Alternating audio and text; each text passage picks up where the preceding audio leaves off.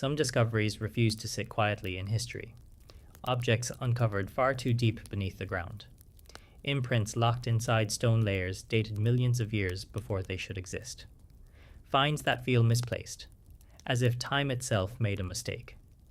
These aren't legends. They were unearthed, recorded, and then slowly pushed aside. But tonight, we're bringing them back.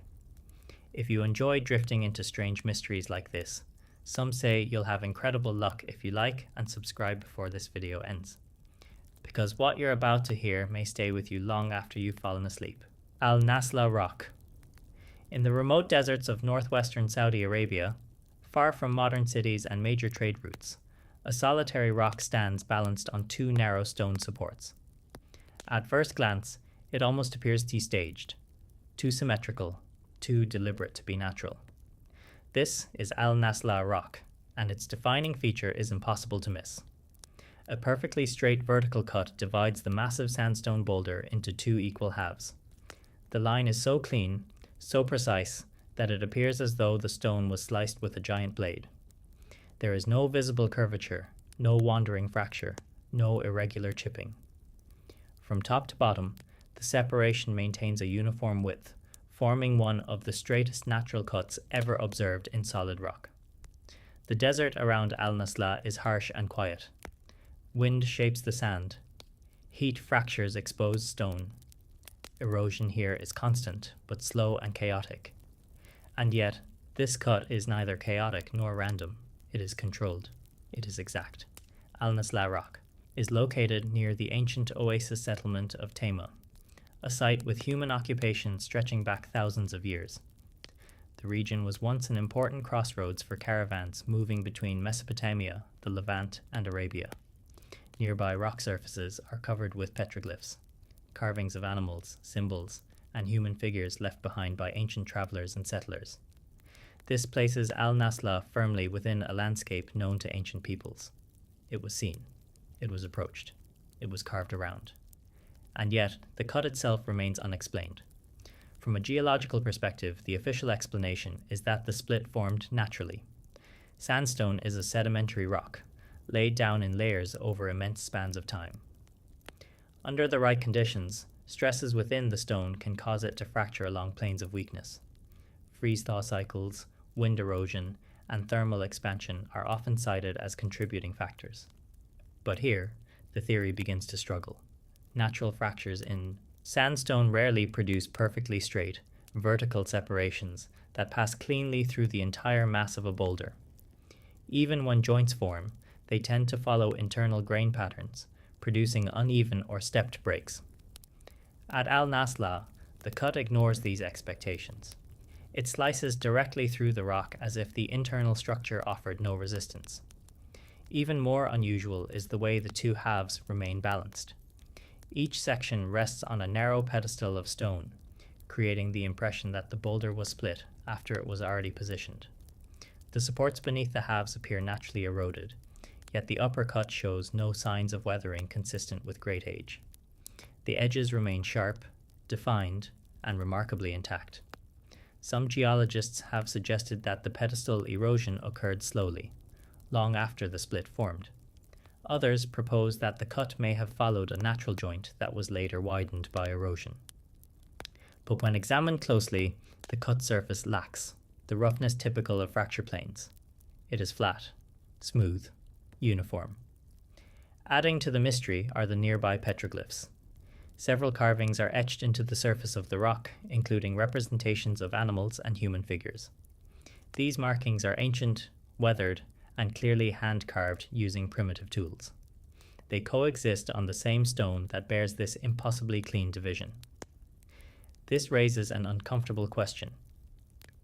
If ancient people were present here, carving symbols into the rock, how did they perceive this split?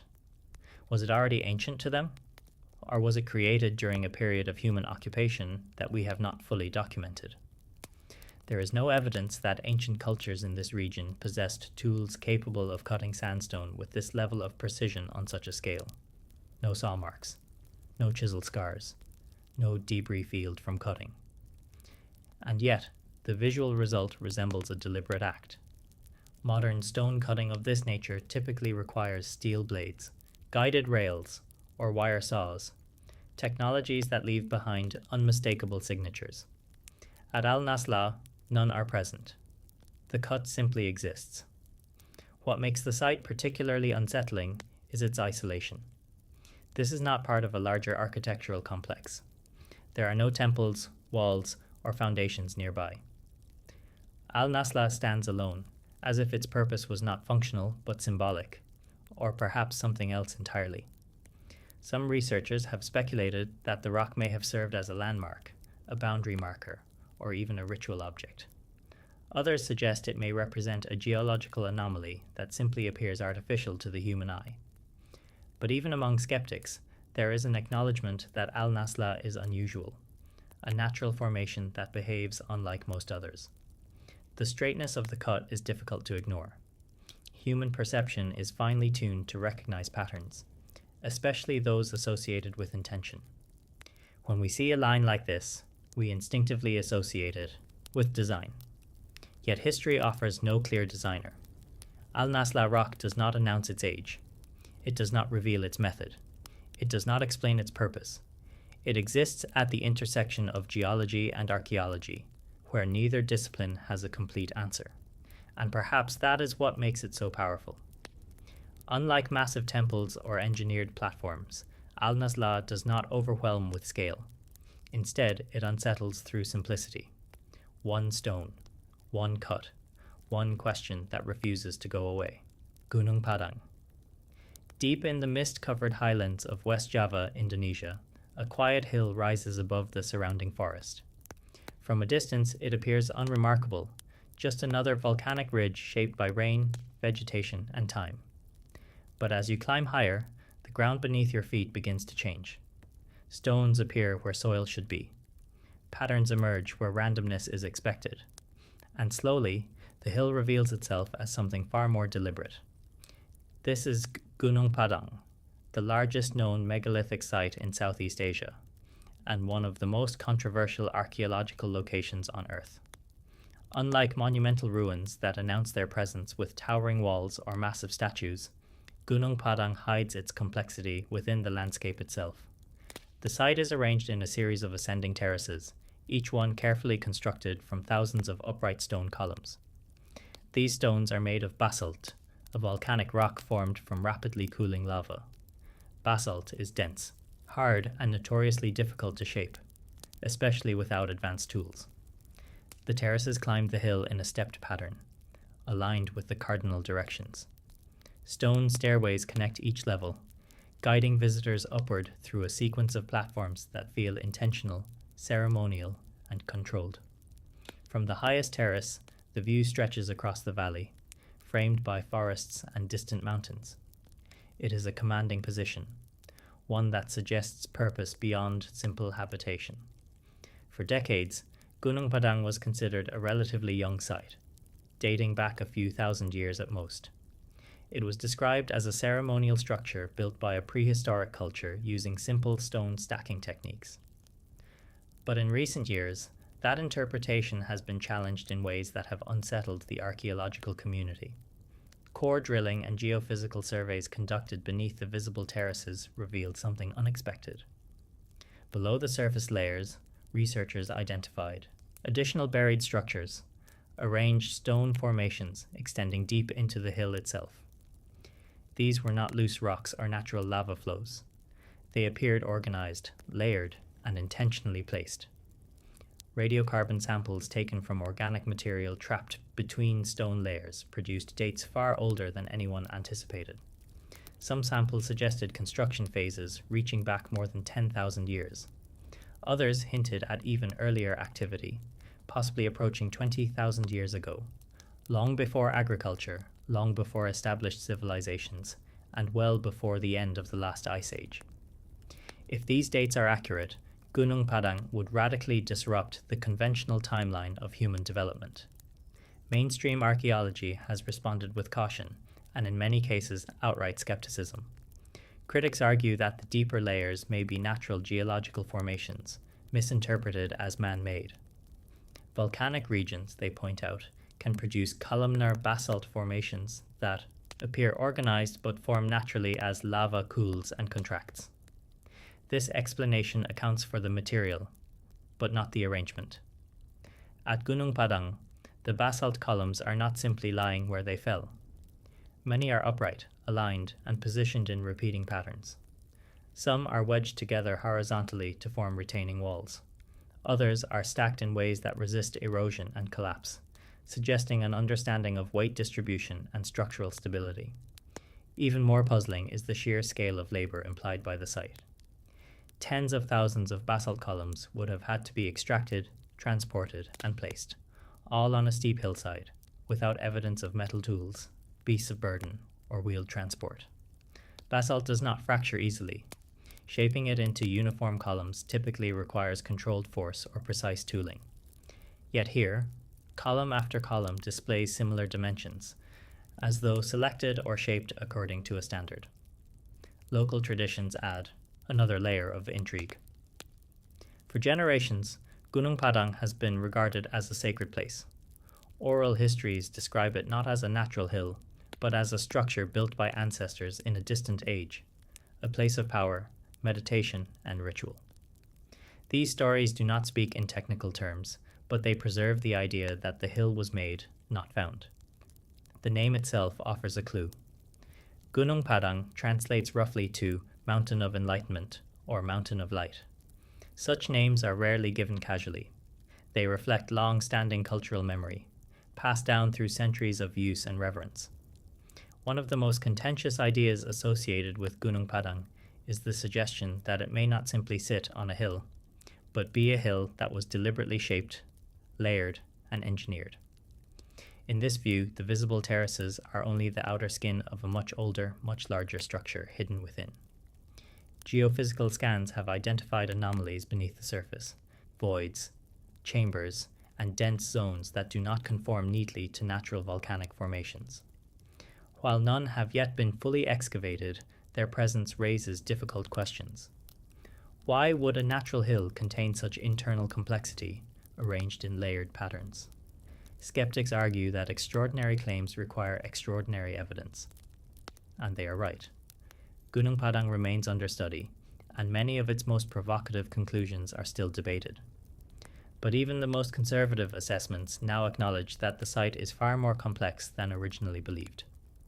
What makes Gunung Padang especially challenging is its implication. If humans were capable of organizing labor, shaping stone, and constructing monumental sites more than 10,000 years ago, then our understanding of prehistory changes fundamentally. It would suggest that complex societies may have existed and disappeared, without leaving behind cities, writing, or easily recognizable traces. This idea is uncomfortable, not because it is impossible, but because it forces us to confront how fragile human history really is. Entire cultures can vanish, leaving behind only stone and memory. Gunung Padang does not provide clear answers. It does not offer inscriptions, statues, or written records. Instead, it presents layers, physical layers, that invite careful, patient study. It demands restraint, skepticism, and open-mindedness in equal measure. As mist rolls across the terraces and the forest absorbs sound, the site feels less like a ruin and more like a question embedded in the earth itself. A question about time, about continuity, about how much of our past lies buried beneath assumptions we rarely challenge. In the context of this series, Gunung Padang stands as a reminder that the greatest mysteries are not always found in deserts or mountaintops carved with precision. Sometimes they are hidden in plain sight, beneath soil, beneath vegetation, beneath stories we already understood, and as we move forward, the pattern becomes harder to ignore. Across continents and cultures, stone was shaped, moved, and arranged in ways that stretch the limits of accepted history. Each site alone can be debated. Together, they form a tension that history has yet to fully resolve. Masuda Iwafune. Hidden among the quiet hills of Asuka in Japan's Nara prefecture lies a single stone that has resisted explanation for centuries. There are no walls around it, no inscriptions to guide interpretation, no clear historical record describing why it exists. It is simply there, massive, carved, and profoundly out of place. This is Masuda Iwafune. Unlike most megalithic sites, Masuda Iwafune is not part of a temple complex or an ancient city. It stands alone, carved directly from bedrock, as if someone began shaping a mountain and then stopped. The result is a monolithic structure weighing an estimated 700 tons, measuring more than 11 meters in length, 8 meters in width, and nearly 5 meters in height. What immediately draws attention is its geometry. The upper surface of Masuda Iwafune is flattened with remarkable precision. 2 perfectly square holes are carved deep into the stone, aligned symmetrically along its top. Sharp edges define their corners. Straight channels run along the surface, dividing it into measured sections. Nothing about the carving feels decorative. Everything feels deliberate. The stone itself is granite, one of the hardest and most difficult materials to shape using pre-industrial tools. Granite resists cutting, fractures unpredictably, and quickly dulls metal implements. Even today, shaping granite cleanly requires powered tools, abrasives, and sustained force. Yet, Masuda Iwafune was carved more than 1,300 years ago during Japan's Asuka period. Officially, the site is dated to the 7th century CE, a time when Japan was transitioning from tribal governance toward centralized rule. This was an era of political consolidation, religious change, and monumental ambition. But even within that context, Masuda Iwafune stands apart. There is no clear consensus on its purpose. Some archaeologists suggest it may have been intended as the base for a structure that was never completed. Others propose it was connected to astronomical observation, given the orientation of its flat surfaces and carved features. A few argue it may have been a ceremonial platform or a symbolic monument tied to elite power. Each explanation raises more questions than it answers. If Masuda Iwafune was a foundation, why carve such extreme precision into a structure meant to be hidden or built over? If it was ceremonial, why choose granite and invest so much effort into shaping a single block instead of assembling stone from smaller pieces? And if it served an astronomical function, why is there no clear alignment with solstices or known celestial markers? The square holes at the top are particularly troubling. They are deep, cleanly cut, and nearly identical in dimension. Their walls are straight. Their corners are sharp. These are not natural depressions, nor are they the result of erosion. They were intentionally carved. But for what? No corresponding stone elements have ever been found that would fit into these holes. No pillars, no posts, no remnants of a superstructure. Equally puzzling is what is missing.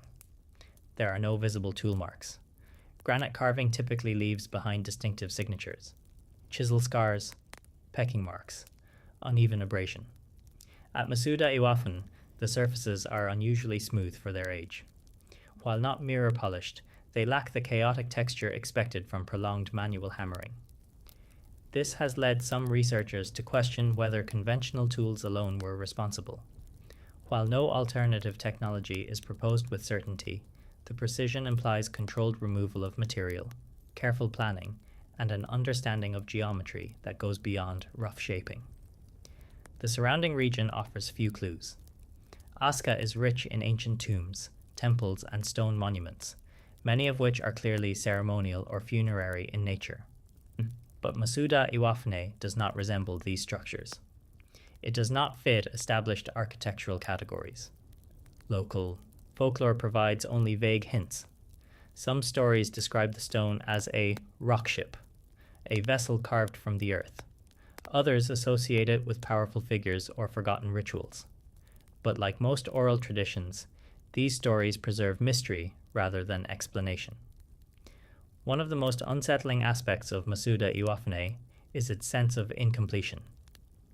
It feels as though the carving stopped abruptly.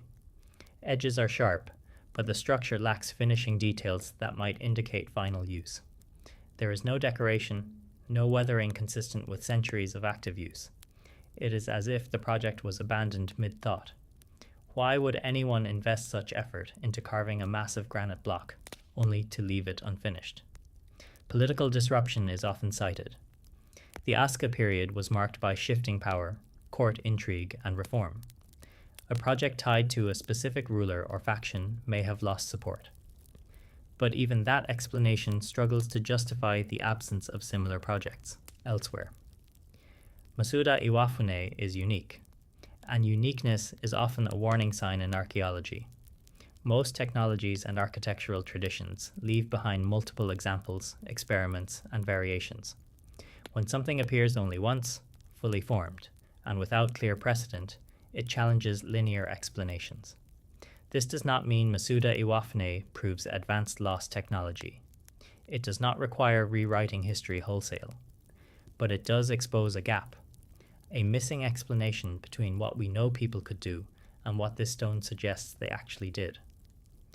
Perhaps Masuda Iwafune represents an experimental phase, a moment when builders pushed boundaries that were never crossed again. Or perhaps it served a purpose so specific, so culturally embedded, that it no longer translates into modern understanding. Standing beside it today, the stone feels less like a monument and more like a question carved into the landscape. Silent, heavy, patient. It does not demand belief. It demands attention. And in a series devoted to megalithic structures that strain our assumptions, Masuda Iwafune earns its place not through scale alone, but through ambiguity. It reminds us that mystery does not always come from size or spectacle. Sometimes it comes from a single stone, shaped with care, left without explanation, and quietly waiting for history to catch up. Songo Manara. On a small island off the southern coast of Tanzania, where the Indian Ocean moves gently through mangrove channels and coral reefs, lie the silent remains of a city that once thrived on global trade. From a distance, Songo Manara appears fragile. Low stone walls half swallowed by sand, vegetation creeping through doorways, and courtyards open to the sky. But beneath this quiet decay is a level of planning and construction that challenges how we understand medieval African civilizations. This is Songo Manara, a Swahili stone town built not from earth or timber, but from coral itself. The ruins date primarily to the 14th and early 15th centuries, a period when the Swahili coast was one of the most connected regions on Earth. Merchant ships moved regularly between East Africa, Arabia, India, and China. Gold, ivory, spices, ceramics, and textiles flowed through these ports.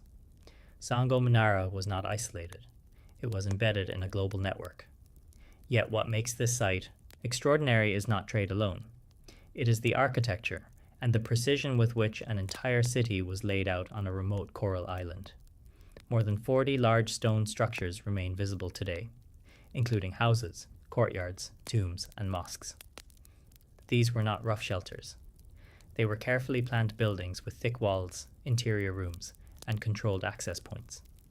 Many homes were built around open courtyards, creating private interior worlds shielded from heat and wind. The material itself is key to the mystery. Songo Manara was constructed almost entirely from coral limestone, quarried directly from the surrounding reef. Coral stone is light when first extracted, but it hardens over time. Shaping it requires speed, accuracy, and foresight. Builders had to understand exactly how the stone would behave once exposed to air, salt, and moisture. The walls of Songo Manara are not randomly stacked. They are leveled, aligned, and reinforced with lime mortar produced by burning coral and shell at high temperatures. This process requires controlled kilns, fuel management, and chemical knowledge. It is not accidental technology. Walking through the site today, doorways line up across courtyards. Windows are positioned to catch sea breezes. Drainage channels are carved into floors to manage seasonal rain. These are signs of environmental intelligence. Architecture adapted precisely to coastal life. At the center of the town stands an open plaza surrounded by elite residences and tombs. This spatial hierarchy reveals social structure. Songo Manara was not a loose settlement. It was organized, planned, governed. Perhaps the most striking features are the tombs. Unlike simple burials, these tombs were monumental stone structures, some decorated with carved panels and inscriptions. They were meant to be seen, to endure, to assert memory and status in stone. One tomb, positioned prominently near the sea, would have been visible to arriving ships, a statement of permanence to anyone approaching the island. And yet, despite all this sophistication, Songo Manara was abandoned. By the late 15th century, the city was largely empty. There is no evidence of violent destruction, no burn layers, no mass graves. The inhabitants appear to have simply left. Why? One explanation points to shifting trade routes. As Portuguese forces entered the Indian Ocean and disrupted Swahili commerce, many coastal towns declined. But this alone does not fully explain the sudden abandonment of a well-established city built with such effort. Another possibility is environmental change. Coral islands are vulnerable. Rising sea levels, changes in sediment, or freshwater scarcity could have made long-term habitation difficult. But again, there is no single clear marker of collapse. What makes Songo Manara especially unsettling is how complete it feels. This was not an experimental settlement. It was not a temporary outpost. It was a finished city, planned, constructed, and inhabited by people who expected it to last. Archaeological excavations reveal everyday life frozen in time. Coins were found beneath floors, deliberately placed during construction, a ritual act symbolizing prosperity and protection. Imported ceramics from China and the Middle East were used alongside local pottery. This was a cosmopolitan society, confident in its place in the world. And yet, it vanished from living memory. So, for a long time, African stone architecture was underestimated or ignored in global history. Sites like Songo Manara challenge that narrative directly. They show that complex urban planning, durable construction, and global connectivity were not limited to Europe or Asia. But Songo Manara goes further. It demonstrates that advanced architectural knowledge does not always lead to continuity. Cities can disappear without catastrophe. Knowledge can fade quietly. Stone can remain while stories dissolve.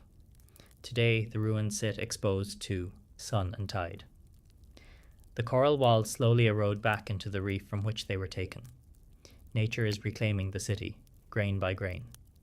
Standing among these structures, the mystery is not how they were built, though that alone is impressive, but why they were abandoned so completely. Why a city so carefully designed, so deeply connected to the world, was allowed to slip into silence. Songo Manara does not contradict history outright. Instead, it exposes a blind spot. It reminds us that entire civilizations can rise, master their environment, and vanish, leaving behind stone shells that ask questions no written record can answer. In the context of massive megalithic structures, Songo Manara is quieter than most. There are no 100-ton blocks here, no impossible cuts. But its mystery is no less profound, because it proves that history is not only wrong when it underestimates ancient technology. It is wrong when it forgets how fragile even the most advanced societies can be. And as we continue forward, this pattern will repeat. Stone endures. Memory fades.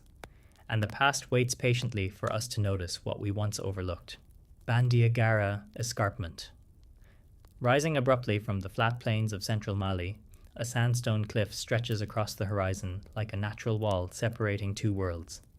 From a distance, it looks untouched. A sheer escarpment shaped only by wind, time, and gravity. But as you draw closer, the cliff begins to reveal something unexpected. Small structures cling to the rock face. Doorways appear where none should exist. Granaries sit high above the ground, embedded into vertical stone. Entire villages seem to emerge from the cliff itself. This is the Bandiagara Escarpment, one of the most extraordinary inhabited landscapes on Earth. Extending for nearly 150 kilometers, the escarpment rises in places more than 500 meters above the surrounding plains. It is harsh terrain. Water is scarce. Temperatures are extreme. And yet, for centuries, people not only survived here, they built, organized, and endured. The cliffs are most closely associated with the Dogon people, whose villages still exist along the base and top of the escarpment today. But the story of Bandiagara does not begin with them. High up on the cliff face, long before Dogon settlement, another culture left its mark. The Telem, a mysterious people whose name roughly translates to "we found them," constructed dwellings and granaries in locations that still defy explanation. Some of these structures are positioned halfway up sheer vertical walls, accessible only by climbing routes that appear almost impossible even with modern equipment. Others sit in narrow natural alcoves, where a single misstep would mean a fatal fall. The obvious question is also the hardest one to answer. How were these structures built? The buildings themselves are made from mud brick, stone, and wood, materials that must be carried, lifted, and assembled. Even constructing at ground level in this environment would be challenging. Building hundreds of feet above the plains multiplies the difficulty exponentially. There are no clear remains of scaffolding systems, no carved stairways cut into the rock, no ramps leading upward. And yet, the structures exist, intact enough that some still retain their original form centuries later. The Telem dwellings were not crude shelters. Many were carefully designed granaries, elevated specifically to protect food from animals, floods, and conflict. Their placement suggests strategic thinking, environmental awareness, and long-term planning. When the Dogon people arrived in the region sometime around the 14th century, they settled primarily along the base and plateau of the escarpment. Over time, they adapted to the cliff environment, incorporating aspects of the earlier structures into their own way of life. But the Dogon did not build the highest cliff dwellings. Instead, they preserved them. Dogon oral tradition speaks of the Telem as small, elusive people capable of extraordinary feats of climbing. Whether this is literal or symbolic, the traditions acknowledge that the cliff structures predate Dogon occupation, and that their construction methods were already ancient when the Dogon arrived. The Dogon themselves are renowned for their architectural intelligence. Their villages are laid out with clear social organization. Homes, granaries, altars, and meeting spaces are positioned according to function and ritual importance. Everything has a place. Nothing is accidental. Their buildings are adapted perfectly to the environment. Thick walls regulate heat. Small openings reduce exposure to wind. Elevated granaries protect harvests. The escarpment is not merely a backdrop. It is an integral part of daily life. But architecture is only part of the mystery. The Dogon are also known for an exceptionally complex cosmology, a symbolic system that describes the universe, creation, and the movement of celestial bodies. For decades, researchers have debated the origins of this knowledge, particularly aspects related to astronomy. While exaggerated claims have often overshadowed serious scholarship, what remains undeniable is the sophistication of Dogon symbolic thought. Their understanding of cycles, order, and balance is reflected not only in stories, but in the way their villages are structured and aligned within the landscape. At Bandiagara, architecture and worldview merge. The escarpment itself becomes a boundary between earth and sky, safety and danger, visibility and concealment. Building into the cliff was not just practical, it was meaningful. Security played a role as well. The elevated structures offered protection from raids and conflict. Narrow access points could be defended easily. Visibility across the plains allowed early warning of approaching threats. Yet even with these explanations, the construction challenge remains unresolved. Without metal tools, without pulleys, without advanced lifting systems, how did people repeatedly transport heavy materials up sheer rock faces? How were stable foundations created on vertical surfaces? And how was this knowledge transmitted across generations without written instruction? What makes Bandiagara especially powerful is that it is not a single monument. It is an entire lived landscape, a place where mystery is not isolated to one structure, but woven into daily survival.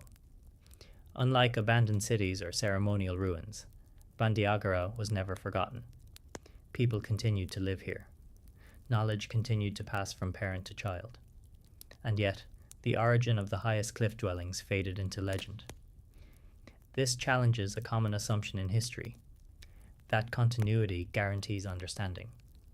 Bandiagara shows us that even when people remain in the same place for centuries, aspects of the past can still become unreachable. Standing beneath the escarpment today, looking up at structures that seem to defy gravity, the feeling is not all alone. It is disorientation, a quiet. Recognition that human ingenuity has always been more flexible, more adaptive, and more daring than our timelines often suggest. The Bandiagara escarpment does not demand that history be rewritten. It asks something subtler and more difficult. It asks us to admit how much we still do not know about the people who lived before us, how they solved problems without the tools we rely on, how they shaped environments we would struggle to inhabit even now. Stone, mud, and cliff face should not hold cities. And yet, here they do. As we continue through this series, Bandiagara stands as proof that mystery is not always buried beneath ruins or lost beneath oceans. Sometimes it rises in plain sight, etched into the side of a cliff, silently overlooking the plains, waiting for us to ask better questions. Tula Atlanteans. On a dry plateau in central Mexico, where the land opens into wide horizons and the air carries a persistent stillness, 4 stone figures stand watch from the top of a ruined pyramid. They face the distance, unmoving, their gaze fixed on something long gone. These are the Atlanteans of Tula, among the most enigmatic stone figures in the ancient Americas. At first glance, they resemble monumental statues of warriors. Tall, rigid, and symmetrical, each figure rises more than 4.5 meters high. Their bodies are carved from basalt blocks fitted together with remarkable precision. From below, they appear almost mechanical in posture, upright, balanced, and deliberate. But the longer you look, the more questions they raise. The Atlanteans stand atop what was once Pyramid B at the ancient city of Tula, the capital of the Toltec civilization. According to conventional history, Tula flourished between the 10th and 12th centuries CE, following the collapse of Teotihuacan and preceding the rise of the Aztecs. The Toltecs are remembered as skilled artisans, warriors, and cultural innovators whose influence spread across Mesoamerica. Yet the Atlanteans feel different from typical Toltec sculpture. Each figure is carved in a highly standardized form. Their proportions are nearly identical. Their stance is rigid and functional rather than expressive. They wear what appears to be ceremonial armor, chest plates, belts, sandals, and each holds symbolic objects, an atlatl or spear thrower in one hand and a bundle of darts or weapons in the other. But these are not freestanding statues. The Atlanteans were designed to serve as columns. Archaeological evidence indicates that these figures once supported a massive roof structure above the pyramid's summit. They were load-bearing elements, engineered to hold weight, resist stress, and remain stable over time. This dual role, sculpture and structure, places them in a category that blurs the line between art and engineering. Basalt is not an easy stone to work with. It is dense, tough, and resistant to shaping. Carving it into precise forms requires planning, patience, and skill. The Atlanteans are not roughly shaped. Their edges are clean. Their surfaces are controlled. The joints between stacked sections align with careful intention. Each statue is composed of multiple stone segments fitted vertically, distributing weight evenly. This modular construction suggests that the builders understood how to manage mass and balance, not just artistically, but structurally. The placement of the Atlanteans is equally intentional. They stand aligned with the cardinal directions, forming a square arrangement atop the pyramid. This alignment is consistent with broader Mesoamerican architectural traditions, where orientation to the cosmos played a central role. Buildings were not merely functional spaces. They were symbolic instruments, reflecting order, direction, and power. But symbolism alone does not explain the engineering. Raising stones of this size to the top of a pyramid would have required coordinated labor, precise timing, and a clear construction sequence. There is no evidence of ramps or lifting devices preserved at the site. And yet, the Atlanteans were assembled at height, their segments placed with enough accuracy to maintain stability for centuries. What makes the Atlanteans particularly unsettling is their posture. They do not relax. They do not gesture. They stand straight, almost rigid, like sentinels or supports designed to endure. This has led some researchers to describe them as architectural guardians, figures meant not just to hold weight, but to embody strength and permanence. In later Aztec tradition, the Toltecs were remembered as master builders and keepers of ancient knowledge. The Aztecs credited them with foundational arts, architecture, metallurgy, and sacred design. Whether exaggerated or not, this reverence suggests that Toltec achievements were already seen as exceptional in the centuries that followed. The Atlanteans seem to support that memory. Unlike many stone figures meant to be admired from all sides, these were integrated into a working structure. They were part of a system: roof, platform, pyramid, plaza, all functioning together. This level of integration implies centralized planning and architectural foresight. Some scholars argue that the Atlanteans represent deities or mythic warriors, possibly associated with Quetzalcoatl, the feathered serpent god linked to creation and renewal. Others interpret them as elite Toltec soldiers, immortalized in stone to symbolize military authority. Both interpretations may be true at once. In ancient societies, symbolism and function were rarely separate. A support column could also be a god. A warrior could also be a cosmic pillar holding up the sky. Meaning and mechanics often overlapped. What remains unexplained is why this approach appears so rarely. If the Toltecs possessed the knowledge to combine monumental sculpture with structural engineering so effectively, why are there not more examples like the Atlanteans? Why do they stand alone in this specific form? One possibility is that Pyramid B represented a unique ceremonial experiment, a statement of power at the height of Toltec influence. Another is that much of Tula's architecture was dismantled or repurposed after the city's decline, leaving only fragments of what once existed. Tula itself was largely abandoned by the 12th century. The reasons remain debated. Climate stress, internal conflict, and shifting trade networks may all have played a role. Whatever the cause, the city faded, and later civilizations inherited its ruins without fully inheriting its methods. The Atlanteans remained. Weathered but upright, they endured conquest, collapse, and centuries of exposure. Their survival is not accidental. It is the result of thoughtful design. Stones balanced, loads distributed, forces anticipated. Standing before them today, the feeling is not one of simple admiration. It is a quiet recognition that ancient builders often thought in systems, not monuments. They designed structures where art carried weight, literally, and where symbolism was built into function. The Atlanteans of Tula do not shout their mystery. They do not demand radical explanations or lost technologies. Instead, they ask a subtler question. How often do we underestimate the engineering intelligence of the past simply because it looks different from our own? These figures were not meant to move. They were meant to stand, to support, to endure. And in doing so, they remind us that history is not wrong because ancient people lacked ability. It is wrong when it assumes that ability must always look familiar. Cuicuilco Pyramid. In the southern reaches of modern Mexico City, surrounded by highways, office buildings, and the constant motion of a living megacity, there is a place where time appears to have folded in on itself. Here, amid black volcanic stone and quiet excavation paths, stands a pyramid unlike any other in the ancient world. This is Cuicuilco. At first glance, it does not resemble the stepped pyramids most people associate with Mesoamerica. There are no sharp terraces climbing toward the sky, no stairways slicing upward through angular stone. Instead, Cuicuilco rises in a smooth, circular form, a massive cone built from layered stone and earth, spreading outward rather than upward.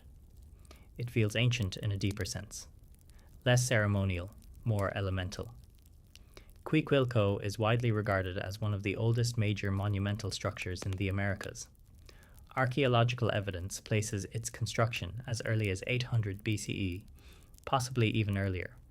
This means the pyramid was already ancient long before the rise of Teotihuacan, the Maya city-states, or the Aztec Empire. And yet, despite its age, Cuicuilco is often overlooked.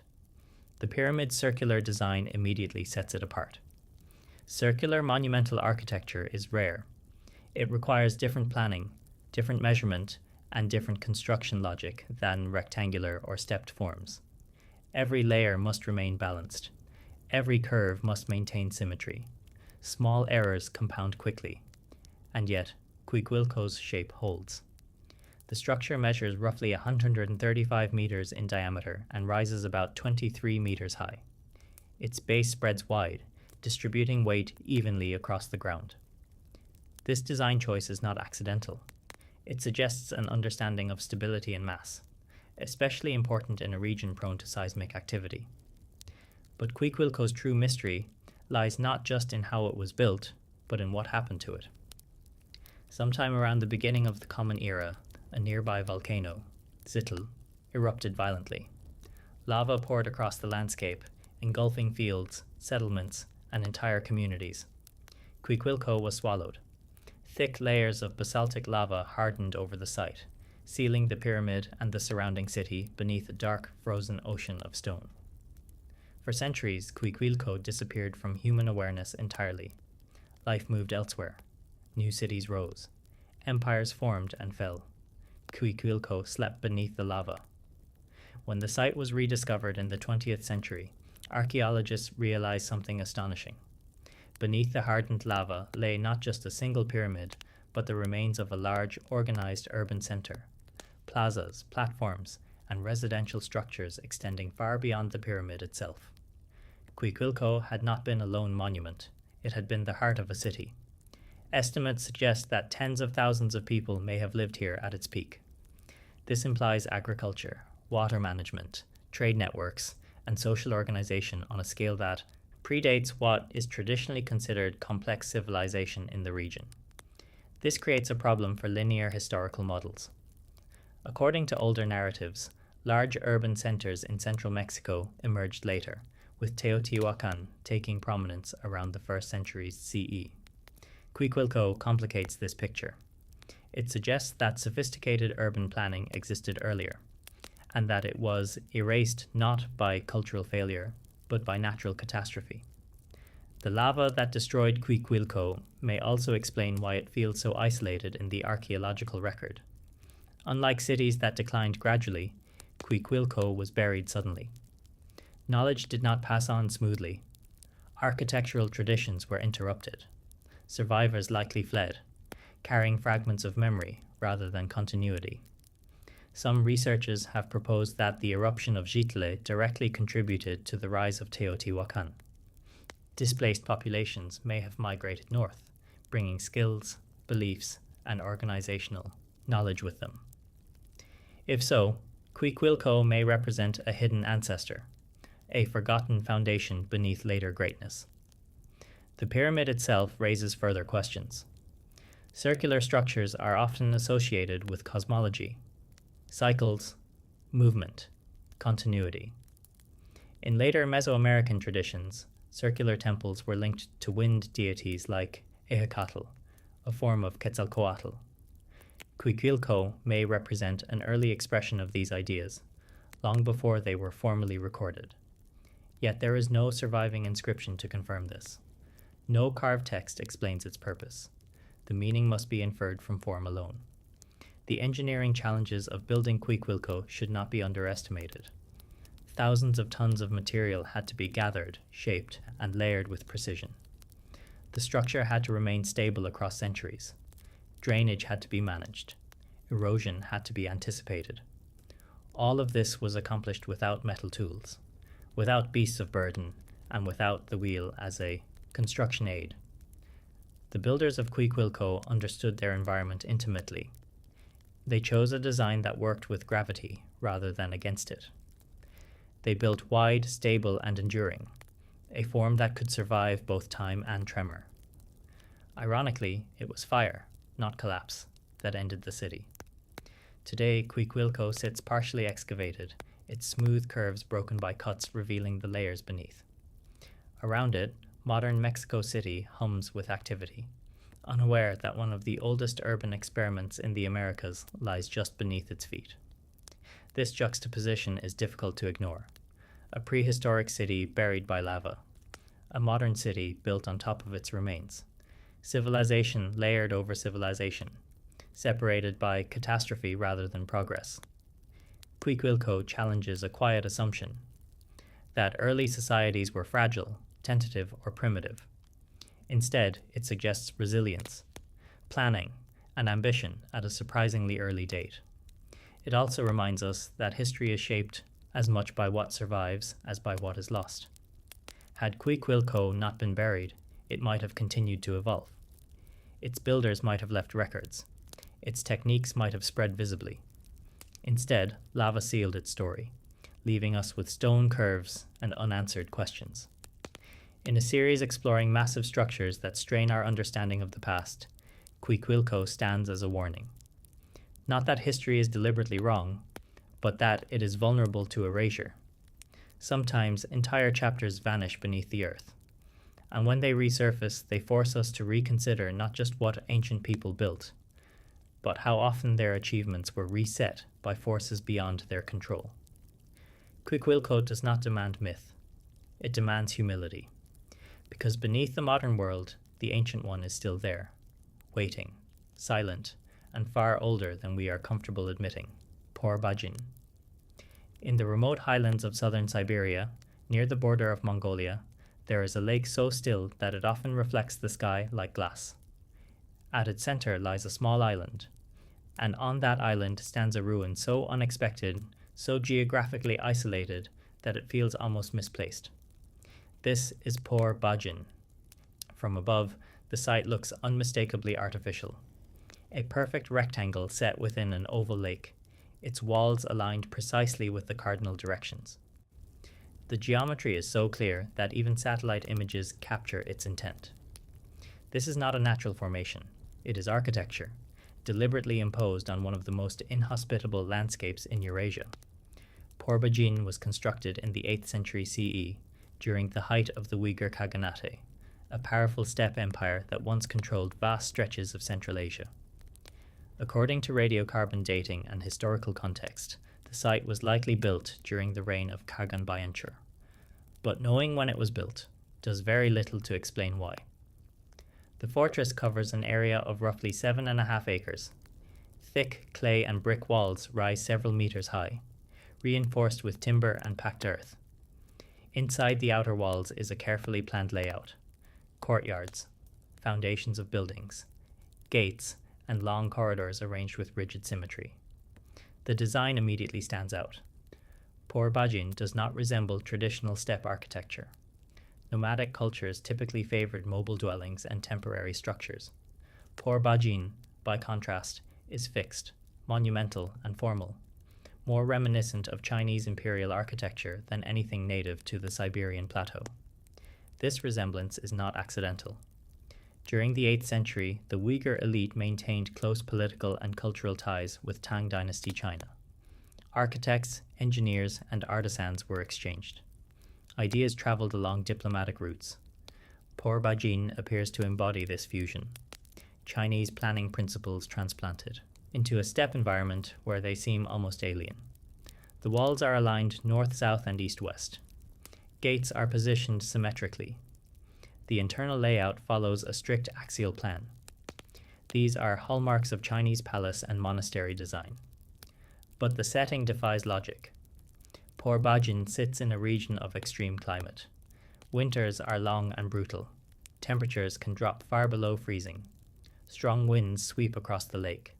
The island offers no agricultural land, no fresh water source beyond the lake itself, and little protection from the elements. Why build something so permanent, so carefully designed in such an impractical location? This question deepens when we consider how briefly Por Bajin seems to have been used. Archaeological evidence suggests that the site was occupied for only a short time, perhaps a few decades, or even less. There are few signs of long-term habitation, very few artifacts. No substantial trash layers, no evidence of sustained domestic life. It is as if Por Bajin was completed, used briefly, and then abandoned. One leading theory proposes that Por Bajin was a Manichaean monastery. Manichaeism, a once global religion that blended elements of Christianity, Buddhism, and Zoroastrianism, was adopted by the Uyghur elite during this period. Monasteries were often built in isolated locations, emphasizing separation from the world. The architectural layout supports this possibility. The central courtyard, surrounding galleries, and absence of military features suggest ritual use rather than defense. Despite being called a fortress, Port-Bajin lacks many features expected of a stronghold. Its walls are impressive, but the interior is not optimized for garrison life. Another theory suggests it was a palace complex, perhaps a seasonal retreat or ceremonial center for the ruling elite. But again, the lack of comfort-oriented infrastructure makes this difficult to accept. No heating systems suited for Siberian winters have been found. No extensive storage facilities. No adaptations for prolonged residence. The environment itself may hold part of the answer. Port-Bajin was built on permafrost, ground that remains frozen for much of the year. In recent decades, as permafrost has begun to thaw due to climate shifts, the structure has suffered visible damage. Walls have slumped. Foundations have shifted. This suggests that even at the time of construction, the ground would have been unstable. Building a heavy structure here would have been risky. And yet, the builders proceeded. Some researchers believe Port-Bajin was abandoned after a major earthquake, which may have destabilized the foundations shortly after completion. Others suggest political upheaval. The collapse of the Uyghur Khaganate cut off support for the site before it could fulfill its purpose. What remains undeniable is the effort involved. Transporting materials to the island would have required boats or winter ice, crossings. Timber had to be sourced and cut. Clay bricks had to be produced, shaped, and fired. Skilled labor had to be coordinated in a region far from major population centers. This was not an experiment. It was a state-level project. And yet it left almost no trace in historical texts. Port-Bajin is barely mentioned in surviving records. No inscription explains its function. No chronicle describes ceremonies held within its walls. It exists largely outside of written history, defined more by its form than by any story attached to it. Standing amid the ruins today, surrounded by water and silence, the site feels unfinished in a conceptual sense, not architecturally incomplete, but historically unresolved. It is a reminder that even powerful empires sometimes built things whose purpose did not endure. That ideology can change faster than stone. That grand plans can be abandoned quietly, without drama. In a series about massive structures that challenge our understanding of the past, Port-Bajin offers a different kind of mystery. Not one of impossible technology, but of misplaced certainty. Everything about the site suggests confidence, in planning, in alignment, in authority. And yet, it failed to root itself in time. Perhaps Port-Bajin was built for a belief system that vanished, or for a ruler whose vision outlived his power, or for a purpose that no longer mattered once circumstances changed. Stone does not explain intention. It only preserves effort. And here, in the middle of a Siberian lake, effort remains, silent, geometric, and unresolved. A reminder that history is not only written by what lasts longest, but by what is remembered well enough to be understood. Port-Bajin stands as a question left unanswered, not because we lack dates or materials, but because we no longer share the worldview that gave it meaning. And as we move forward, that may be the most unsettling truth of all. Ahu Vinapu. On the southwestern coast of Rapa Nui, better known as Easter Island, there is a stone platform that feels strikingly out of place. The island is famous for its towering moai statues, solemn figures carved from volcanic tuff and set atop ceremonial platforms known as ahu. But one ahu in particular does not resemble the others. This is Ahu Vinapu. At first glance, Vinapu does not announce itself with statues or dramatic elevation. Instead, it draws attention through precision. Its stone wall is constructed from massive basalt blocks, fitted together so tightly that the joints are almost invisible. The stones are cut into irregular polygonal shapes, yet they lock together with a level of accuracy that feels deliberate and controlled. For many visitors, the immediate reaction is confusion. This style of masonry looks eerily similar to stonework found thousands of kilometers away in South America, particularly in the Andes, where Inca builders mastered polygonal, stone fitting without mortar. The resemblance is so strong that early researchers questioned whether contact between the two regions had occurred. The stones at Ahuvinapu are not stacked casually. Each block is carefully shaped to match the contours of its neighbors. The faces are smooth. The joints are clean. The wall slopes slightly inward, increasing stability. These are hallmarks of advanced dry stone construction. Yet Vainapu sits on one of the most isolated inhabited islands on Earth. Rapa Nui lies more than 2,000 miles from the nearest continental landmass. For a long time, it was assumed that the island developed entirely independently, with limited resources and simple tools. Ahuvinapu challenges that assumption directly. The platform dates to roughly the late 15th or early 16th century, shortly before European contact. It was built during a period of intense social and ritual activity on the island. Ahu were central to Rapa Nui culture, serving as ceremonial platforms, burial sites, and anchors for communal identity. But Vinapu is different. Unlike other Ahu, which typically use smaller, roughly shaped stones, Vinapu employs massive blocks weighing several tons each. The effort required to quarry, transport, shape, and place. These stones would have been enormous, especially on an island with no metal tools, no beasts of burden, and limited timber. The stone itself is basalt, a hard volcanic rock that resists shaping.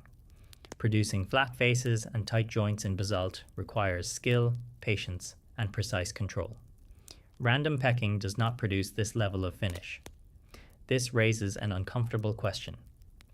How did the builders of Rapa Nui achieve this precision? The conventional explanation is that skilled stoneworkers developed advanced techniques over generations using stone tools, abrasion, and careful fitting. Given enough time and expertise, remarkable results are possible. But Vinapu remains an outlier. There are no clear, transitional examples on the island showing a gradual evolution toward this level of masonry. Vinapu appears suddenly, fully formed in its complexity, and then disappears.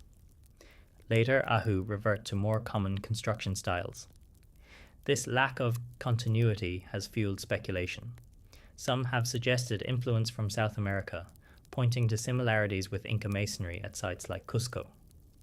The prevailing academic view holds that while limited contact between Polynesia and South America may have occurred, there is no definitive evidence of direct architectural transfer. Still, the resemblance remains difficult to dismiss. The wall at Vinapu also displays structural intelligence. The inward slope, known as batter, improves load distribution and resistance to seismic activity. Drainage is subtly incorporated. The stones are arranged to minimize stress points. These are not arbitrary decisions. What makes Vinapu even more intriguing is what is missing. There are no moai standing atop the platform today, and evidence suggests that none were ever erected there. This implies that Vinapu may have served a different function, perhaps as a high-status ceremonial site, or as an experimental form of construction not intended for statue placement. The absence of statues shifts focus entirely to the masonry itself. In Rapa Nui tradition, Ahu were built to honor ancestors and reinforce social order. Vinapu's unique design may reflect a moment of cultural innovation, a period when builders pushed boundaries before retreating to more familiar methods. Or it may represent a lost chapter. Rapa Nui's history is marked by environmental stress, social upheaval, and eventual collapse. Deforestation, resource depletion, and internal conflict disrupted continuity.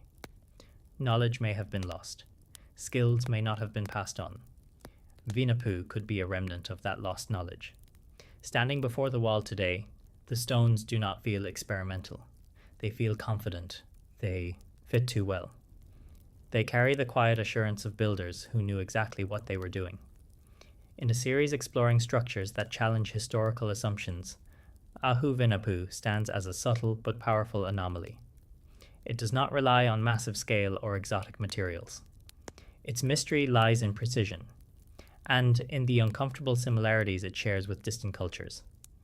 It reminds us that isolation does not always mean ignorance.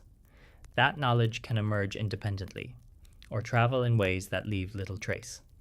And that stone can preserve moments of mastery long after the context that produced them has vanished. Ahu Vinapu does not prove that history is wrong in a dramatic sense, but it does suggest that our understanding of ancient capability, especially in remote places, may be narrower than reality allows. And as we move forward, the pattern continues.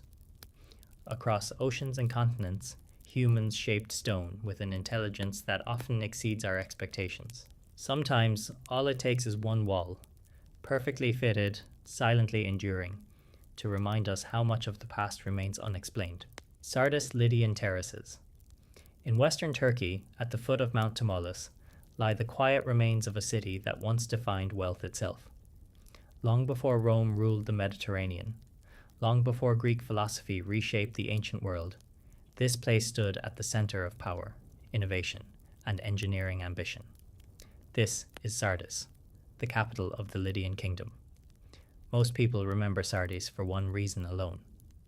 It was here, in the 7th century BCE, that the world's first true gold coins were minted. The Lydians became synonymous with wealth so extreme that their kings entered legend. But beneath this story of riches lies something far less discussed: a vast system of stone terraces that reshaped an entire mountainside. These are the Lydian terraces of Sardis. At first glance, the terraces appear subtle.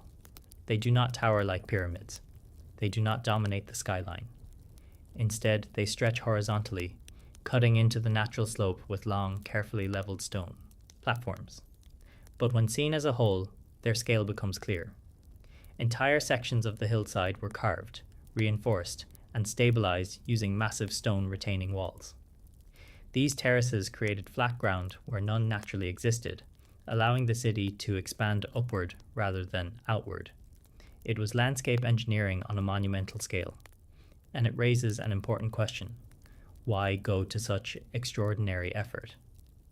The terrain around Sardis is steep and unstable, prone to erosion and seismic activity. Creating permanent terraces here would have required deep understanding of soil pressure, drainage, and stone load distribution. A poorly designed wall would collapse within years. Some of these terraces endured for centuries. The stones themselves are large, roughly shaped but precisely placed. They are stacked without mortar in many areas, relying on gravity, balance, and friction to maintain stability.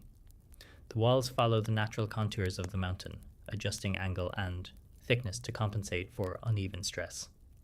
This is not trial and error construction. It is calculated. Archaeological evidence suggests these terraces were built during the height of Lydian power, between the 8th and 6th centuries BCE. At this time, Sardis was not just a city. It was a capital that needed to project permanence, order, and control over nature itself. Terracing allowed for palaces, administrative buildings, storage areas, and ceremonial spaces to exist where geography had once forbidden them. It transformed a rugged hillside into a structured urban environment. But the engineering challenge was immense. Stone had to be quarried nearby, transported uphill, and positioned with precision. Drainage channels had to be integrated to prevent water buildup behind the retaining walls. Seasonal rainfall could not be allowed to undermine the foundations. Even today, hillside stabilization on this scale requires careful planning and modern surveying tools. Yet the EI Lydians achieved it using geometry, experience, and human labor. What makes the Sardis terraces particularly intriguing is how little attention they receive compared to more visually dramatic ruins. Temples and columns draw the eye. Terraces work quietly in the background, unnoticed unless they fail. But they are often the most critical element of ancient cities. Without these terraces, Sardis could not have functioned as it did. The city's expansion, organization, and resilience depended on them. They were infrastructure, invisible, essential, and deeply intelligent. This challenges a common misconception about ancient engineering. We often associate sophistication with decoration, with sculpture, with monuments meant to impress. But true engineering intelligence is frequently hidden, embedded into landscapes rather than rising above them. The Lydians understood this. They did not simply build on the land. They reshaped it. And they did so in a region prone to earthquakes. Sardis sits near active fault lines, and historical records confirm that earthquakes repeatedly damaged the city. Yet portions of the terrace system remained functional even after major seismic events. Their flexibility, The ability of dry stone construction to absorb movement may have been a deliberate design choice. Rigid mortar walls crack. Balanced stone walls shift and settle. This suggests that Lydian builders understood more than static strength. They understood dynamic forces. After the fall of the Lydian kingdom, Sardis passed through Persian, Greek, Roman, and Byzantine hands. Each civilization added layers of construction, but the terraces remained the foundation beneath everything that followed. They were reused, reinforced, and respected. That continuity tells us something important. Later builders recognized the quality of what had come before. Standing among the ruins today, it is easy to miss the terraces entirely. Grass grows over their edges. Paths cross them casually. But if you step back and look at the slope as a whole, the pattern becomes undeniable. This city was carved into the mountain with intention. In a series exploring structures that challenge historical assumptions, the Sardis terraces offer a quieter kind of evidence. They do not ask us to believe in lost civilizations or forbidden technologies. Instead, they force us to confront how advanced ancient engineering truly was, even when it chose practicality over spectacle. History often remembers the surface: kings, coins, and conquest. But beneath that surface lies stone. Stone placed with care. Stone that holds cities in place. Stone that turns impossible landscapes into livable worlds. The Lydian terraces of Sardis remind us that some of the most impressive achievements of the ancient world were never meant to be admired, only to endure. And in that endurance, they quietly prove how much we still underestimate the minds that built them. Nuragic Well of Santa Cristina. In the heart of Sardinia, surrounded by quiet farmland and low rolling hills, there is a stone structure so precise and so restrained that it almost disappears into the landscape. No towering walls, no monumental statues, just a carefully shaped opening in the ground, leading downward into darkness. This is the Nuragic Well of Santa Cristina. At first glance, it appears to be a simple water source, a stone-lined shaft designed to collect groundwater. But as you descend its steps, the structure begins to reveal a level of sophistication that transforms it from utility into something far more deliberate. The well was constructed by the Nuragic civilization, an enigmatic culture that flourished in Sardinia between roughly 1800 and 500 BCE. This society left behind thousands of stone towers known as nuraghe, along with villages, sanctuaries, and sacred wells scattered across the island. Among all of these, Santa Cristina stands apart. The entrance opens into a trapezoidal vestibule built from precisely cut basalt blocks laid in flawless horizontal courses. From there, a narrow staircase descends underground, its steps evenly spaced, symmetrically aligned, and gradually narrowing toward the base. Every stone fits tightly against the next. There is no mortar. This level of craftsmanship is immediately striking. Basalt is a hard volcanic stone. Cutting it into uniform shapes requires controlled force and careful planning. The Nuragic builders achieved this centuries before iron tools were widely available in the region. As the staircase descends, the walls curve inward, forming a perfectly shaped core-belled chamber. At the bottom lies a circular pool, fed by an underground spring. The water is still, dark, and reflective. Looking up from the pool, the geometry becomes undeniable. The opening above forms a precise oculus, framed by concentric stone rings that rise in perfect symmetry. The structure is not merely functional, it is architectural. And then there is the light. During the spring and autumn equinoxes, sunlight enters the well at a precise angle, illuminating the water below.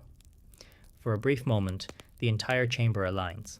Stone, light, and water, synchronized by celestial timing.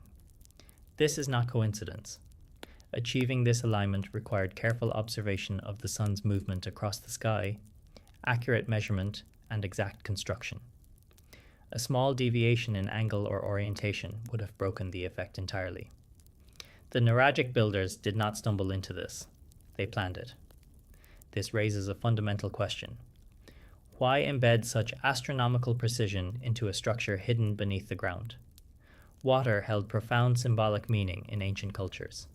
It was associated with life, renewal, and connection to unseen forces. By combining water with celestial alignment, the well becomes a bridge, linking sky, earth, and the underworld. Santa Cristina is not an isolated example. Across Sardinia, dozens of neuralgic sacred wells share similar design principles: underground chambers, corbelled vaults, precise stonework, and ritual access. But Santa Cristina is the most refined of them all, the clearest expression of the tradition. The engineering challenges involved are often overlooked. Building underground requires anticipating pressure, collapse, and moisture. Stone courses must distribute weight evenly. Drainage must be controlled. The structure must remain stable over centuries of ground movement.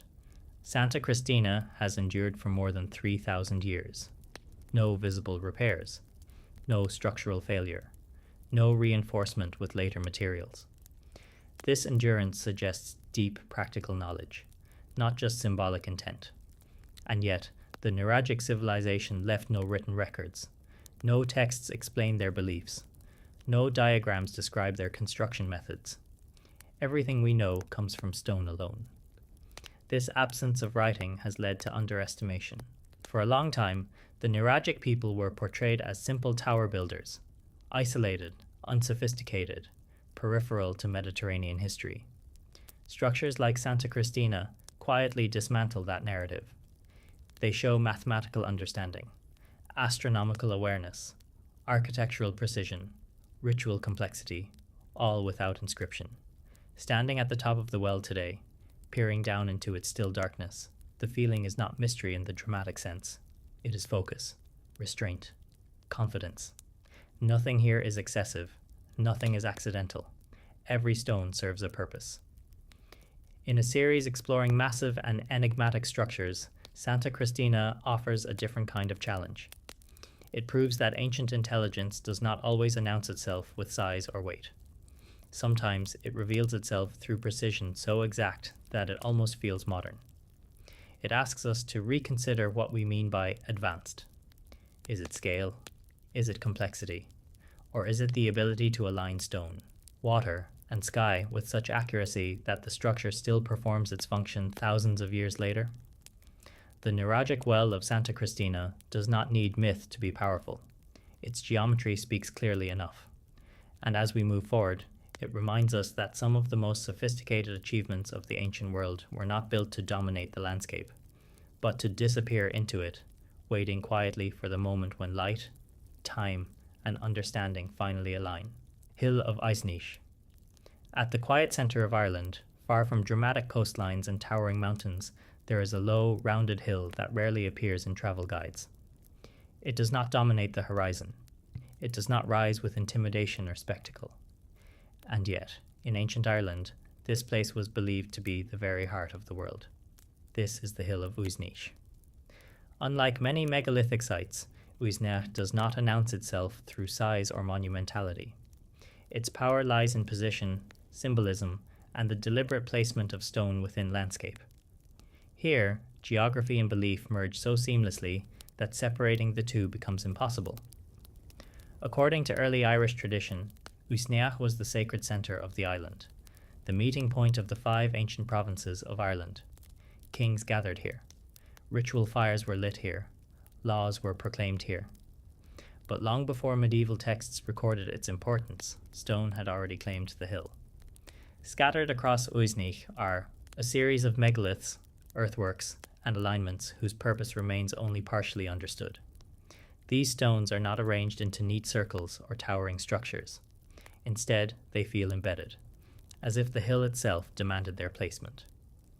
The most significant of these stones is known as Ail na Mirian, the Stone of Divisions. This large glacial erratic sites near the summit, split naturally into several sections. Tradition holds that it marked the convergence of Ireland's provinces, a physical symbol of unity and balance. But its importance may run deeper than symbolism alone. The stone's placement is precise. Uisneach occupies a central position in Ireland's landscape, not mathematically exact, but culturally and visually commanding. From the hill, wide views stretch in every direction. It is a place of orientation, a natural reference point. In societies without maps or instruments, such locations carried enormous significance. Placing a major stone marker here was not arbitrary. It anchored meaning to geography. Archaeological evidence suggests that ritual activity at Uisneach dates back to at least the Bronze Age, possibly earlier. Hearths, animal remains, and ceremonial features indicate repeated use over long periods. This was not a single-phase monument. It was a living sacred landscape revisited and reinterpreted across generations. What makes Uisneach especially intriguing is how subtle its engineering appears, and how deliberate it actually is. The megaliths here are not cut or polished. They are raw stones, chosen rather than shaped. This choice reflects a different approach to monumentality. Instead of imposing human order onto stone, the builders worked with what the land already provided. This does not mean the site lacks intelligence. Alignments at Uisneach suggest awareness of solar cycles and seasonal change. The hill is closely associated with the festival of Beltane, marking the beginning of summer. Fires lit at Uisneach were said to signal the lighting of fires across Ireland, a ritual synchronization spanning the entire island. This coordination implies planning, communication, and shared cosmology. Stone, fire, and time were woven together. Unlike sites built for burial or habitation, Uisneach appears to have served as a ceremonial nexus, a place where political authority, spiritual belief, and natural cycles intersected. Its power came not from isolation, but from connection between regions, between people, between earth and sky. The megaliths here do not dominate the land, they converse with it. This makes Uisneach difficult to categorize using conventional archaeological labels. It is not a tomb, not a temple in the classical sense, not a fortress. It is a center, an idea made physical. Such sites are easy to underestimate. They leave few artifacts. They rely on placement rather than construction. They resist clear explanation because their purpose was experiential rather than mechanical. But this does not make them simple. Creating a shared sacred center requires social agreement, cultural continuity, and deep familiarity with landscape.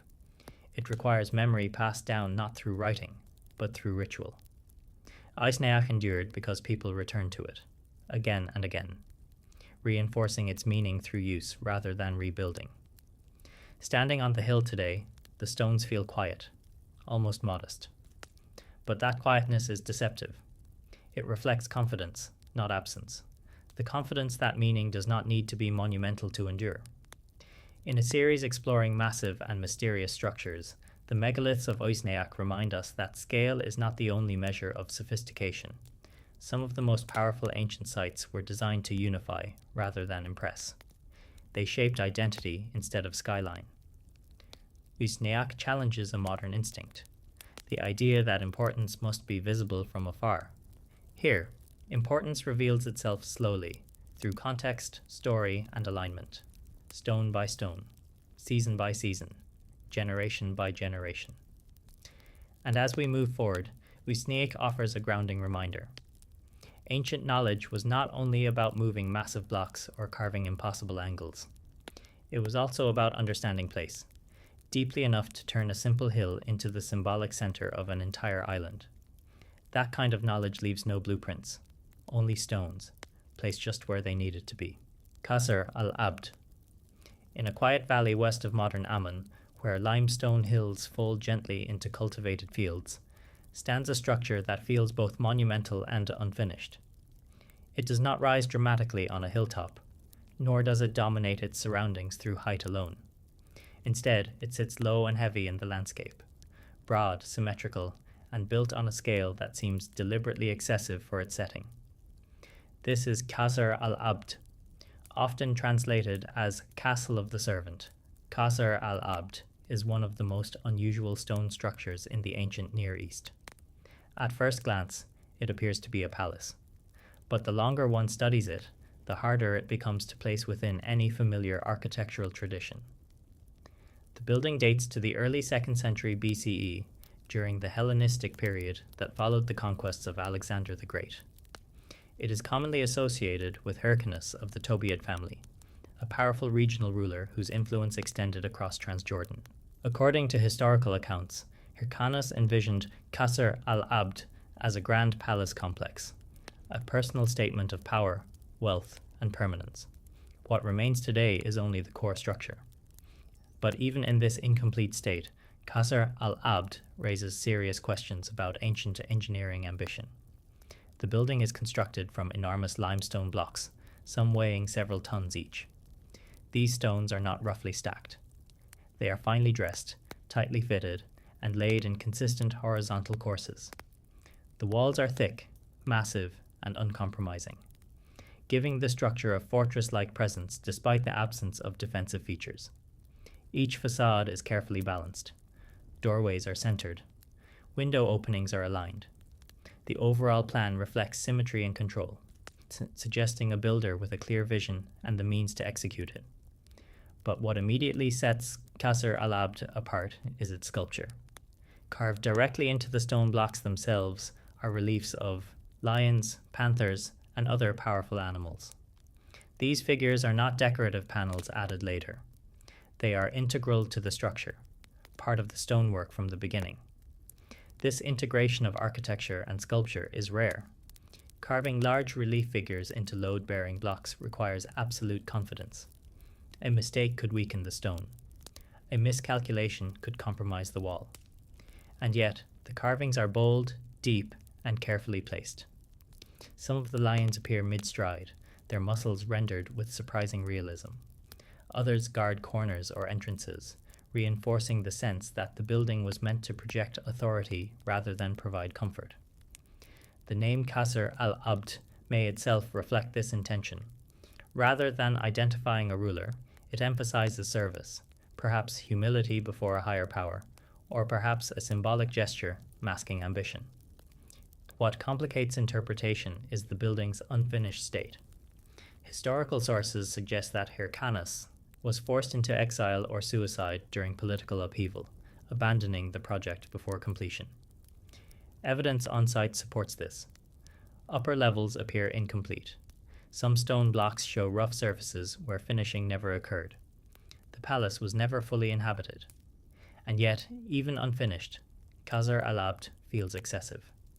The amount of stone quarried, transported, and placed for a private residence is staggering. This was not a communal temple or a city gate. It was a personal project, one individual's vision carved into the valley floor. Transporting stones of this size would have required coordinated labor, careful planning, and infrastructure that leaves little trace today.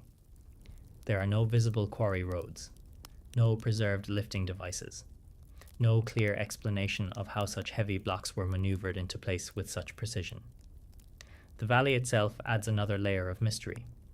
Qasr al-Abd sits near a spring, and there is evidence that the palace was once surrounded by water, possibly a reflecting pool or artificial lake.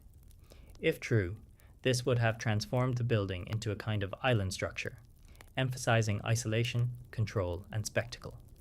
Creating such a setting would have required hydraulic planning alongside stone construction, channels, embankments, and long-term water management.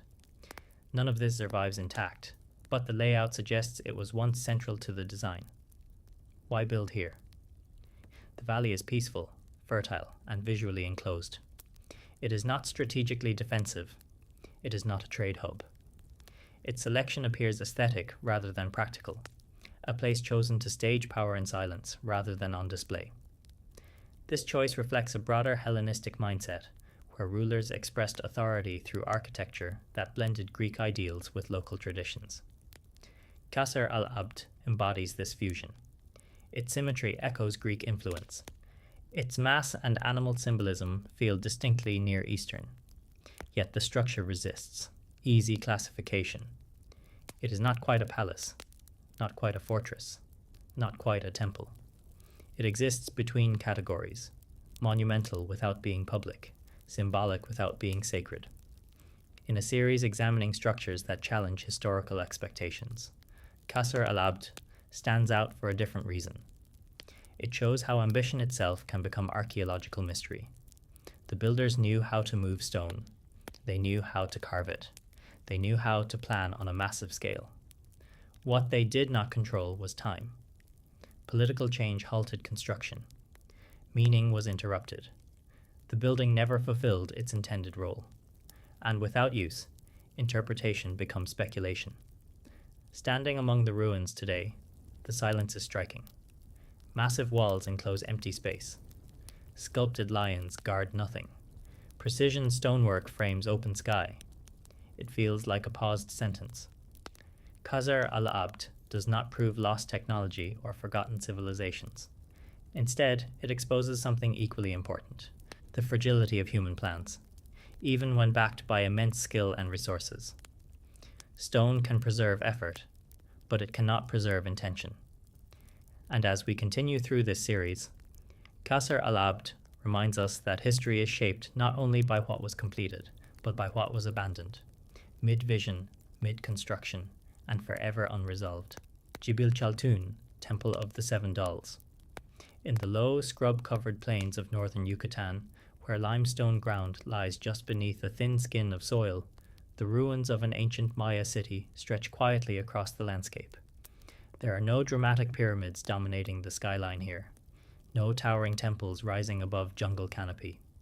Instead, Jibil Chaltun reveals itself slowly, through white stone foundations, open plazas, and long sightlines that seem intentionally restrained. At the heart of this city stands a small, almost modest structure.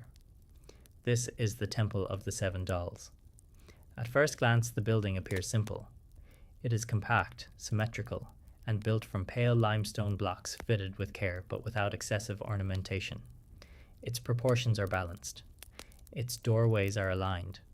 Nothing about it feels accidental. Yet its true purpose becomes clear only at very specific moments in the year. Twice annually, during the spring and autumn equinoxes, the rising sun aligns perfectly with the temple's eastern doorway. Light passes straight through the structure, illuminating the interior and continuing out the western opening. For a brief moment, stone and sky synchronize. Architecture transformed into a measuring instrument for time itself. This alignment is exact. A deviation of even a few degrees would break the effect. The builders had to understand the solar cycle, horizon points, and seasonal movement with precision. They also had to translate that understanding into stone, fixed, immovable, and permanent. Jibil Chaltun is one of the oldest continuously occupied Maya cities, with evidence of settlement stretching back over 2,000 years. At its height, it was home to tens of thousands of people. The city was carefully planned, connected by sakbiob, raised white roads that linked ceremonial and residential areas across great distances. The Temple of the Seven Dolls was not the largest structure in the city. It was not designed to impress through scale. Instead, it was designed to perform. Its name comes from 7 small figurines discovered inside during excavation. These dolls are unusual, stylized, abstract, and unlike most known Maya figures. Their presence suggests ritual significance, but their meaning remains uncertain. No inscription explains them. No text records their use. The number 7 itself was symbolically important in Maya cosmology, often associated with balance and completeness. But symbolism alone does not explain the architectural precision of the temple. The building is oriented not toward a mountain or water source, but toward the sky. Its alignment suggests it functioned as an astronomical marker, a place where priests observed and marked the passage of time. In an agricultural society, this knowledge was critical. Planting, harvesting, and ritual calendars depended on accurate seasonal tracking. But Jibil Chaltun's environment complicates this. Narrative. Northern Yucatan lacks surface rivers. Water comes from cenotes, sinkholes that tap into underground aquifers. Managing water in this region required deep environmental understanding. Jibil Chaltun was built near one of the largest cenotes in the area, and its layout reflects careful integration of water access, ritual space, and observation points. The Temple of the Seven Dolls sits slightly elevated, commanding views of the surrounding landscape and sky. From here, the sun's movement could be tracked not just on equinoxes, but across the year.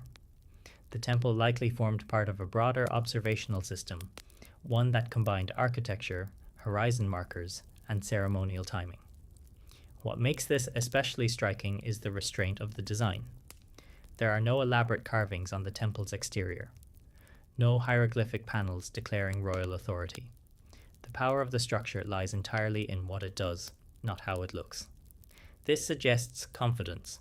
Builders who did not need to advertise knowledge, because the knowledge was encoded directly into function. The Maya are often remembered for their calendars, mathematics, and astronomy. Zibil Chaltun shows how those intellectual achievements were translated into lived space.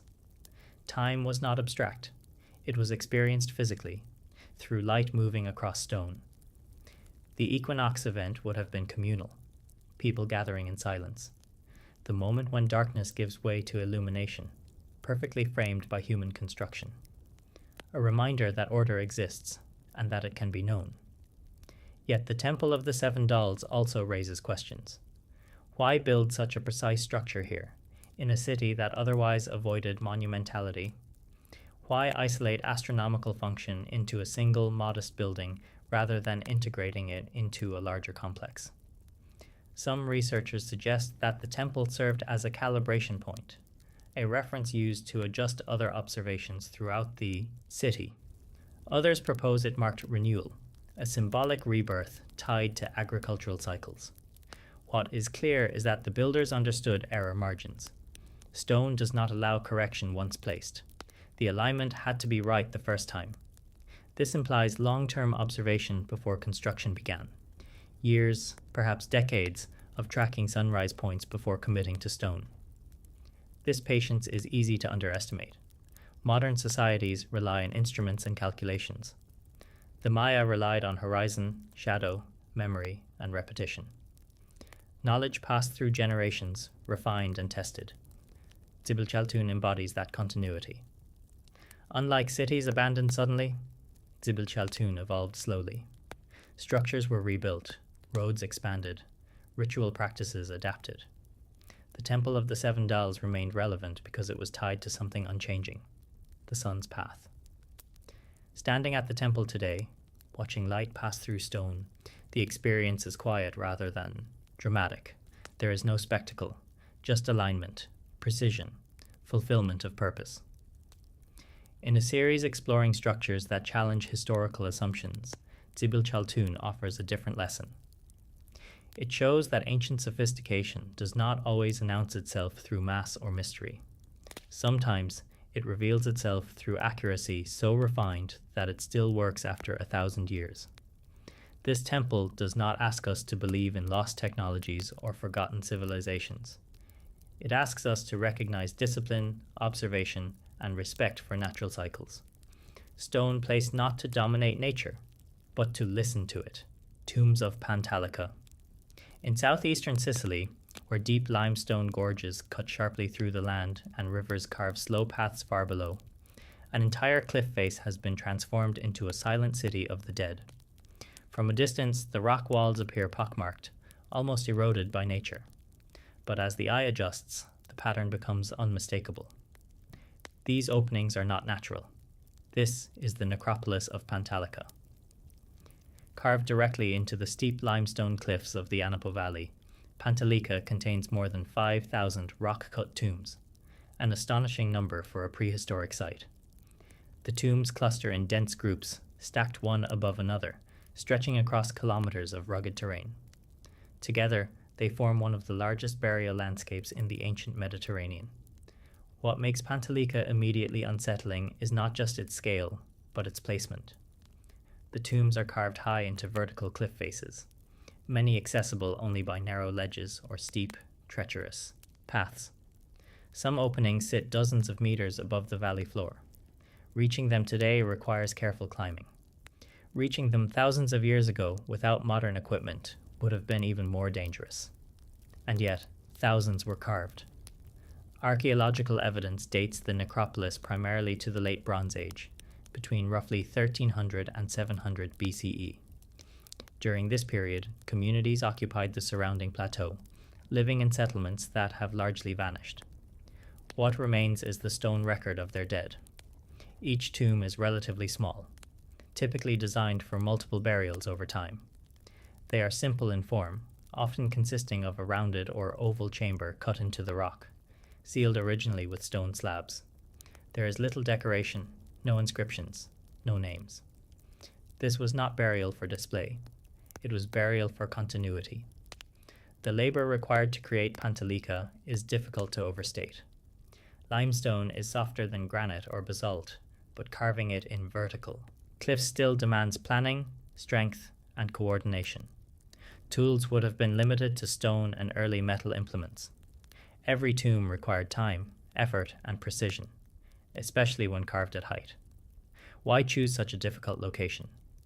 The cliffs offered protection. Elevated tombs were less vulnerable to flooding, animals, and disturbance. They also created separation between the living and the dead, a clear boundary reinforced by geography itself. But the scale suggests more than practicality. This was a communal project spanning generations. Thousands of tombs were not carved all at once. They accumulated slowly, each new burial adding another mark to the cliff. Over time, the landscape itself became a memory archive, stone recording lineage without writing. Standing below the cliffs today, the effect is overwhelming. The tombs resemble windows, doorways, empty eyes staring out across the valley. It feels less like a cemetery and more like an abandoned settlement carved upside down into the rock. This inversion is striking. Cities of the living were built on the plateau above. Cities of the dead were carved into the cliffs below. Life and death arranged vertically, separated by gravity and stone. The choice reflects a worldview where the dead remained present, overlooking the land, embedded permanently into the landscape that sustained the living. What makes Pantalica especially mysterious is what we don't find. There are no monumental tombs marking elites, no pyramids or chambers set apart by scale. The burials are remarkably uniform. This suggests a society where identity after death was collective rather than individual. Power was not expressed through burial grandeur. Belonging was. This challenges assumptions about prehistoric hierarchy. Pantalica's builders invested enormous effort into honoring the dead, but not into distinguishing them. The message carved into stone is subtle but clear. Memory mattered more than status. Later civilizations recognized the power of the site. During the early medieval period, Byzantine communities reused parts of Pantalica, carving churches and dwellings into the rock. Even then, the ancient tombs remained largely untouched, respected, avoided, or simply accepted as part of the landscape. Pantalica endured because it was never forgotten, yet its builders remain anonymous. No written records explain their beliefs. No myths survive to clarify intention. Only stone remains. Thousands of openings carved with patience and persistence. In a series exploring ancient structures that challenge our understanding of the past, Pantalica stands apart from temples and monuments. It is not about mastery over stone for spectacle or power. It is about commitment, repeated, consistent, and quiet. The mystery here is not technological impossibility. It is social endurance. How does a community organize labor over centuries to carve thousands of tombs into cliffs? How does it transmit purpose without writing? How does it maintain tradition long enough to shape an entire landscape? Pantalica does not offer dramatic answers. It offers accumulation. Evidence built slowly, one burial at a time. And in that accumulation, it revealed something profound. Ancient societies were not only capable of engineering marvels, they were capable of sustained cooperation, of projects that outlived individuals and even generations, stone by stone, tomb by tomb, century by century. The cliffs of Pantalica are not loud, they do not demand attention. But once noticed, they are impossible to forget. They remind us that history is not always written by kings or monuments. Sometimes it is carved patiently into the edges of a valley, where the living once walked above and the dead watched from stone below. Sabratha. Along the Mediterranean coast of modern Libya, where the desert meets the sea in a narrow band of stone and wind, lie the ruins of a city that once stood at the crossroads of worlds. Today, visitors notice the columns, the theatre, and the remnants of Roman grandeur. But beneath those familiar surfaces lies a quieter story, one written not in marble facades, but in foundations. This is Sabratha. At first glance, Sabratha appears to be another Roman coastal city, part of the ancient Tripolitanian network alongside Leptis Magna and Oea. Its standing structures date largely to the Roman imperial period, when the city flourished as a trading hub connecting Africa, the Mediterranean, and the Sahara. But the true age of Sabratha lies lower. Beneath the Roman buildings are stone foundations that predate Rome itself, layers of construction that reveal a much older settlement history, one that stretches back to Phoenician times and possibly earlier. These foundations are not decorative, they are massive, deliberate, and engineered to endure. The coastal environment here is unforgiving. Salt air corrodes, sand shifts, groundwater rises unpredictably. Any long-lasting structure requires deep understanding of load, drainage, and material behavior.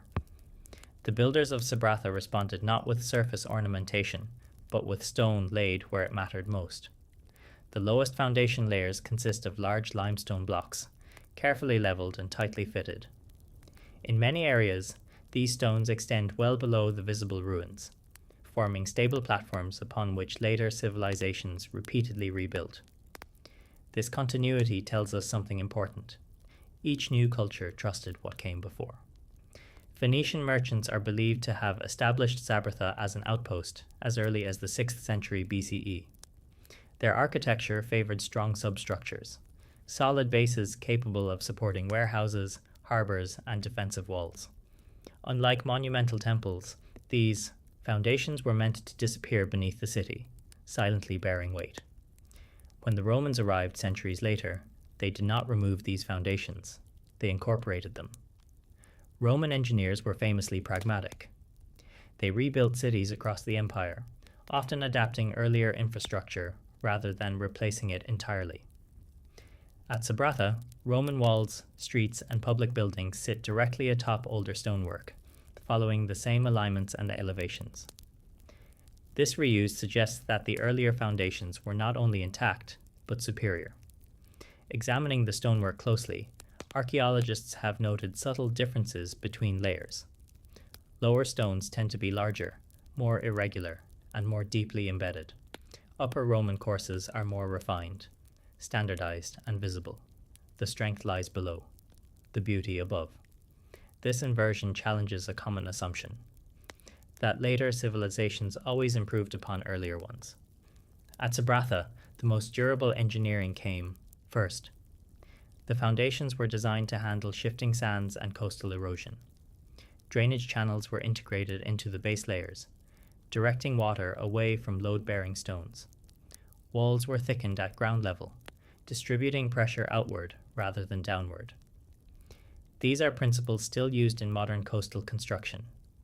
Yet the original builders worked without concrete, steel reinforcement, or modern surveying tools. Their solutions were empirical, learned through experience, observation, and adaptation to place. What makes Sabratha particularly compelling is how little attention these foundations receive. Tourists photograph the theater, scholars debate Roman inscriptions, but the stones that made all of it possible remain mostly unexamined, half-buried, and overlooked. And yet, without them, nothing above would stand. The foundations also reveal how the city evolved. As trade expanded, buildings grew heavier. As population increased, structures became denser. Each phase required confidence that the ground beneath could support what came next. The fact that Sabratha expanded vertically over centuries suggests trust in its base. This trust endured through earthquakes, invasions, and political collapse. When the Roman Empire declined, Sabratha gradually lost prominence. Sand encroached, trade routes shifted, buildings fell into disuse, but the foundations remained, holding the city's shape even as life drained away. In some areas, later medieval occupants reused foundation stones for new construction. Even then, they selected the deepest, most stable blocks, a tacit acknowledgement of their quality. Standing among the ruins today, the sea audible just beyond broken walls, it becomes clear that Sabratha's greatest achievement was not spectacle. It was foresight. The builders understood that permanence begins below ground. In a series exploring ancient structures that challenge historical assumptions, Sabratha offers a grounded lesson. Ancient engineering was not only about lifting stone skyward.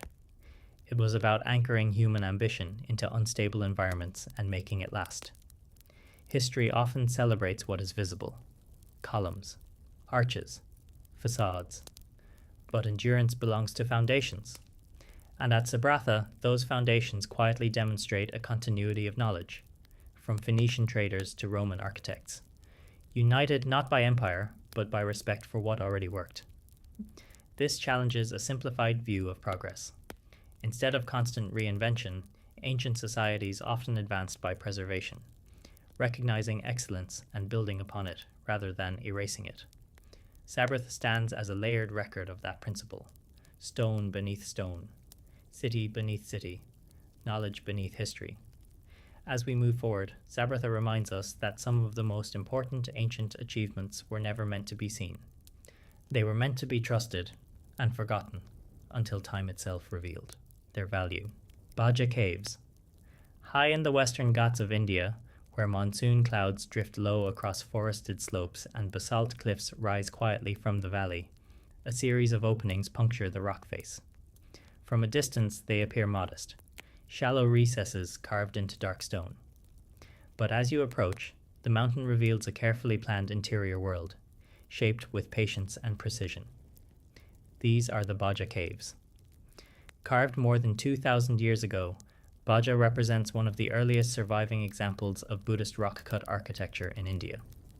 Officially dated to around the 2nd century BCE, the caves belong to a period when monks withdrew from settlements during the rainy season, seeking shelter, silence, and discipline within the landscape itself. What makes Bhaja extraordinary is not just its age, but its restraint. There are no towering statues here, no elaborate iconography. The caves were carved at a time before the Buddha was represented in human form. Meaning was expressed through space, proportion, and rhythm rather than imagery. At the heart of the complex is a chaitya, a prayer hall carved directly from solid basalt. Its interior is long and apsidal, ending in a rounded apse that once housed a stupa. Rows of pillars line the nave, guiding movement inward toward stillness. The geometry is unmistakably intentional. The hall's proportions create a gradual narrowing of attention. Sound softens as it travels forward, absorbed by stone. Light enters sparingly, filtered through a single opening. The architecture disciplines the senses, an environment designed not to impress, but to focus. One feature of Bhaja stands out immediately: the presence of wooden elements carved in stone. Along the ceiling of the Chaitya Hall, stone ribs imitate timber beams. They are not structural, they are symbolic, stone copies of wooden architecture, preserved long after real wood would have decayed. This choice reveals a transitional moment in Indian architecture, where builders moved from timber traditions into permanent rock.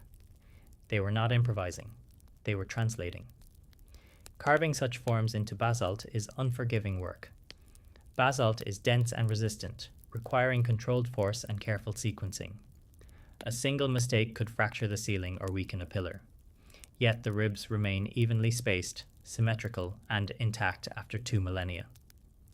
This level of control suggests experienced planners, not experimental novices.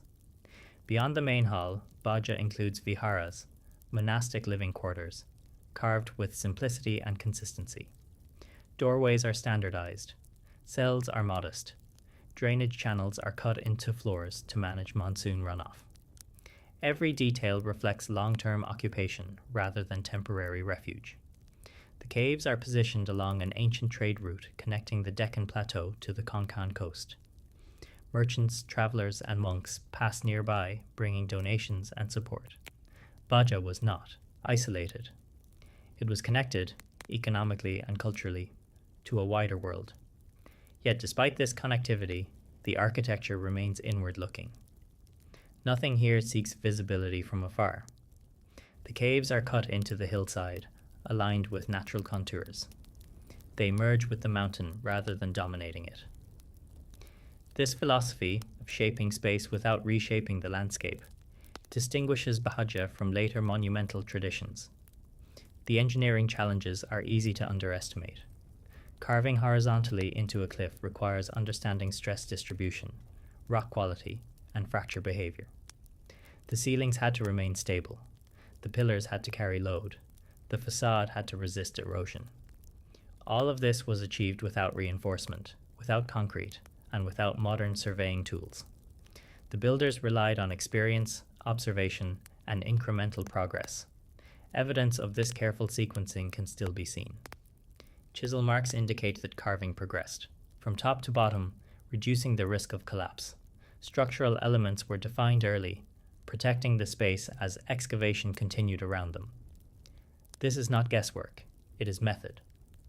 Paja also preserves traces of human presence beyond architecture. Inscriptions record donations from merchants and guilds, small, quiet acknowledgements that this place was supported collectively. The caves were not the product of a single ruler's ambition.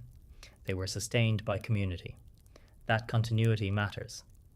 While empires rose and fell across the subcontinent, Baja remained relevant, reused, respected, and maintained. Even when artistic styles evolved and Buddhist practice changed, the caves endured because their function remained clear. They offered shelter. They offered order. They offered silence.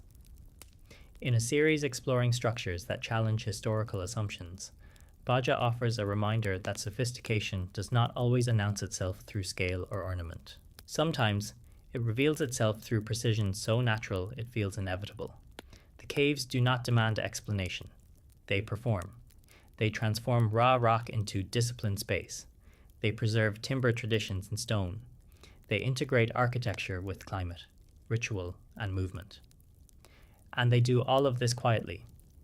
Standing inside the Chaitya Hall today, surrounded by stone ribs that echo vanished wood, the feeling is not mystery in the dramatic sense. It is continuity. The sense that ancient builders understood something enduring about human attention, about how space shapes thought. Paja does not prove history wrong through impossibility. It proves it incomplete through understatement.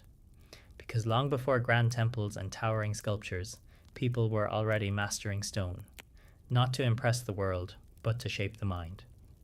And that mastery, carved into a hillside, still holds. Cueva de los Tallos. Deep within the eastern jungles of Ecuador, where the Andes dissolve into dense rainforest and rivers disappear beneath tangled canopy, there is a cave system that has resisted easy understanding for decades. It is not marked by towering ruins or carved stone monuments. Instead, its mystery lies underground, in darkness, depth, and geometry that feels unsettlingly deliberate. This is the Cueva de los Tallos. Reaching the cave is itself an act of commitment. The entrance lies far from major settlements, accessible only by trekking through thick jungle and descending steep limestone shafts. Even today, exploration requires ropes, planning, and careful coordination. For ancient people, entering such a place would have been dangerous and intentional. The cave system is vast, extending through layered limestone formations carved over immense spans of time by water and pressure. Much of it is natural. Narrow passages widen into chambers. Vertical drops open, suddenly beneath foot. The air grows cooler and still. But within this natural complexity, explorers have reported something unexpected. In several sections of the cave, passages appear unusually straight. Walls meet at sharp angles. Floors feel flattened rather than eroded. These features stand out precisely because they contrast with the organic chaos typical of caves. It is here that questions begin. Caves form irregularly. Water follows fractures, dissolving stone along paths of least resistance. Right angles and long, linear corridors are rare. When they appear, they demand closer inspection. The Cueva de los Tallos gained international attention in the 20th century, when reports began circulating about artificial-looking chambers and objects found deep within the system. Some claims went far beyond evidence, entering the realm of speculation and myth. These stories often overshadowed what can be responsibly discussed. so it is important to slow down. Verified expeditions, including a major scientific exploration in the 1970s, confirmed that the cave is real, extensive, and geologically complex. They also confirmed that many sections are extremely difficult to access, making comprehensive mapping challenging even today. What remains unresolved is the full extent of human interaction with the cave. Archaeological evidence indicates that indigenous peoples of the region were familiar with the cave long before modern explorers arrived. Artifacts such as pottery fragments and human remains have been found near entrances and accessible chambers, suggesting ritual use. This is not surprising. Across cultures, caves have long been associated with transition between surface and underworld, life and death, known and unknown. Entering the earth itself carries symbolic weight. What makes Cueva de los Tallos distinctive is how far this interaction may have extended. The deeper sections of the cave are not easy to reach accidentally. Navigating them requires planning, light sources, and knowledge passed down over time. This suggests that those who entered were not simply seeking shelter. They were seeking something specific. Some chambers appear modified, not fully carved from scratch, but altered. Floors leveled, obstacles cleared, routes simplified. These kinds of modifications are subtle and easily overlooked, but they indicate intent, human presence shaping natural space. The straight passages reported in certain areas remain contentious. Some geologists argue they follow natural joint patterns in the limestone, later emphasized by erosion. Others point out that their consistency over long distances is unusual. The truth may lie somewhere in between. Natural caves can be modified. Over generations, small changes accumulate. A floor cleared here, a wall widened there. Eventually, a space begins to feel engineered, even if it began naturally. This incremental shaping is difficult to detect without extensive, careful study, something the Cueva de los Tallos has never fully received due to its remoteness and complexity. Adding to the mystery is the cave's cultural context. The region is home to the Shuar people, whose oral traditions speak of the cave with reverence and caution. It is not merely a physical place, but a spiritual one, associated with ancestors, spirits, and forces beneath the earth. Such traditions do not describe architecture or technology. They describe meaning, and meaning matters. When people repeatedly return to a dangerous place over centuries, they do so for reasons that outweigh risk. Those reasons may be ritual, cosmological, or social, but they are rarely trivial. The cave's name itself offers a clue. Tallos refers to a species of nocturnal bird that nests inside the cave. These birds navigate darkness with ease, emerging at dusk and returning before dawn. Their presence reinforces the cave's association with night, transition, and unseen worlds. Light behaves differently here. Deep inside, darkness is total. Sound travels unpredictably. Distance loses clarity. Time feels distorted. In such environments, perception changes. Experiences become internal as much as external. This may explain why caves like Tallos become magnets for speculation. They resist documentation. They limit certainty. They amplify imagination. But stripped of exaggeration, the Cueva de los Tallos still presents a legitimate archaeological question. To what extent did ancient peoples explore, use, and modify deep cave systems? How much activity occurred beyond the reach of surface settlements? And how much of that activity has been lost because it lies underground, inaccessible, and difficult to study? History favors what is visible. Cities, walls, temples. Caves, by contrast, hide evidence. They preserve some things perfectly and erase others completely. Organic materials decay. Paths collapse. Entrances change. What remains is partial. In a series, exploring structures and spaces that challenge historical assumptions, the Cueva de los Tallos stands as a reminder that not all ancient achievement rose toward the sky. Some of it descended. People did not only build upward, they went inward. They entered the earth with intention, shaping darkness into space, and leaving behind traces that still provoke questions. The cave does not offer clear answers. It offers ambiguity, layered, deep, and resistant to closure. And perhaps that is its lesson. That history is not only missing chapters because civilizations collapsed or records were lost, but because some human activity took place where light rarely reached and where stone closed over memory. The Cueva de los Tallos remains one of those places, quiet, dangerous, unfinished in our understanding. And as we continue forward, it reminds us that some of the most enduring mysteries of the past are not built in stone blocks or carved into cliffs, but hidden beneath the ground, waiting for patience rather than certainty. Sacsayhuaman, Rodadero. Just outside the city of Cusco, on the slopes below the massive zigzag walls of Sacsayhuaman, there is a place that feels oddly playful at first glance. Smooth stone surfaces ripple across the hillside. Shallow channels curve and intersect. Broad, polished plains invite touch, and, for modern visitors, even sliding. This area is known as the Rodadero. It is often treated as a curiosity, a natural rock formation shaped by erosion, smoothed by centuries of rain and human contact. But when viewed carefully and in context with the surrounding Inca complex, the Rodadero becomes something far more puzzling. The stone here is diorite and andesite, hard volcanic rocks that do not erode easily into smooth, flowing forms. And yet, across this hillside, the rock appears sculpted rather than worn. Surfaces are rounded and continuous. Transitions are deliberate. Channels maintain consistent depth and curvature. This is not the chaotic texture of natural weathering. The Rodadero lies adjacent to Sacsayhuaman, one of the most sophisticated stone complexes in the Andes. The Inca are famous for their polygonal masonry, massive stones fitted so precisely that joints vanish without mortar. The Rodadero exists within the same architectural landscape, the same cultural logic, and that connection matters. If this smooth stone hillside were isolated, it could be dismissed as geological coincidence.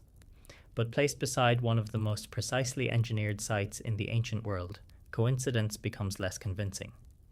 The first thing to notice is intentional shaping.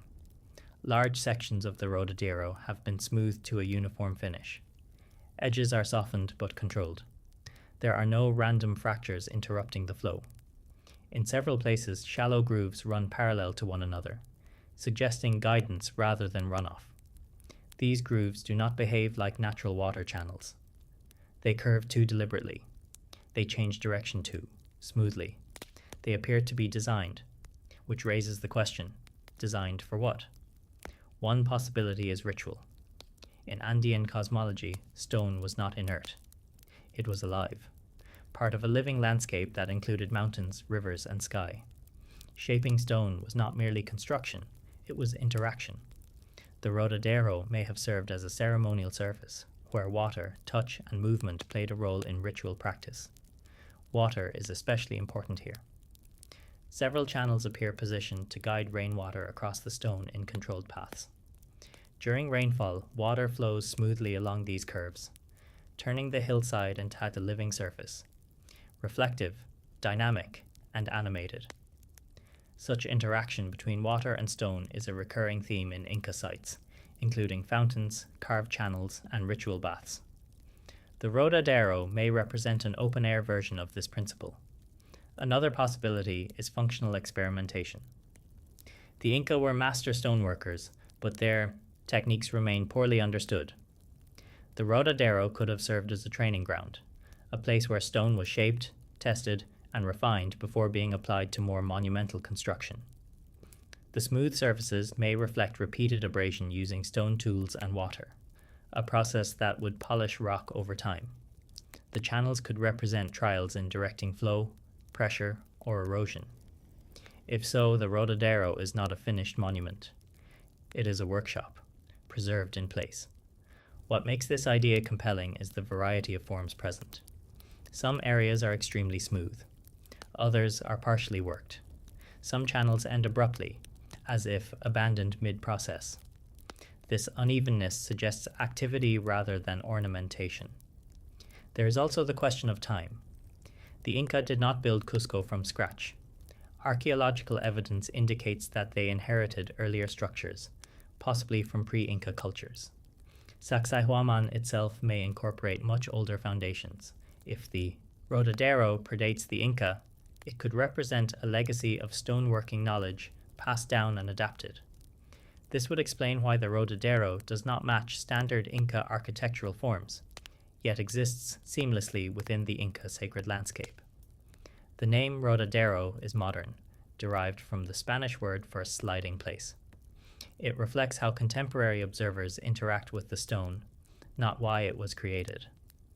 Ancient purpose must be inferred from form and context alone. And the context is deliberate. The Rodadero is positioned between the city below and the fortress above. It sits along routes of movement and visibility. It is not hidden. It is encountered. This placement suggests intention.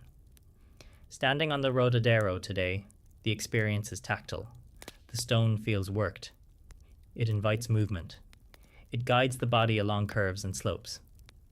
This physical engagement may have been central to its purpose.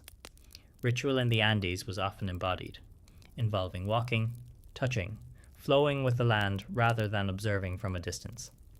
The Rodadero fits this pattern. Importantly, there are no inscriptions here, no statues, no carved symbols to explain meaning. This absence does not imply simplicity, it implies familiarity, a space whose function was understood without explanation. In a series exploring ancient structures that challenge historical assumptions, the Rodadero offers a subtle but powerful case. It suggests that not all ancient engineering aimed at permanence or monumentality. Some of it aimed at process of shaping stone, process of guiding water, process of interacting with landscape.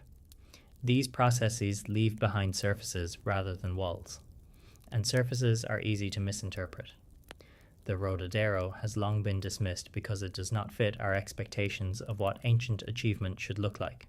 It is too smooth, too playful, too ambiguous. But ambiguity does not equal accident. Placed beside Sacsayhuaman's impossible walls, the Rodadero feels less like a curiosity and more like a missing piece, evidence that stone mastery extended beyond blocks and joints into sculpted terrain itself. It reminds us that ancient knowledge was not limited to what still stands upright. It also flowed. It curved. It was touched. And sometimes it was shaped into forms that modern history has not yet learned how to read. The Rodadero does not shout its mystery. It invites it, quietly, through smooth stone and guided movement. And as we move forward, it leaves us with a question that echoes across many ancient sites. How much of the past do we overlook simply because it does not look like a monument?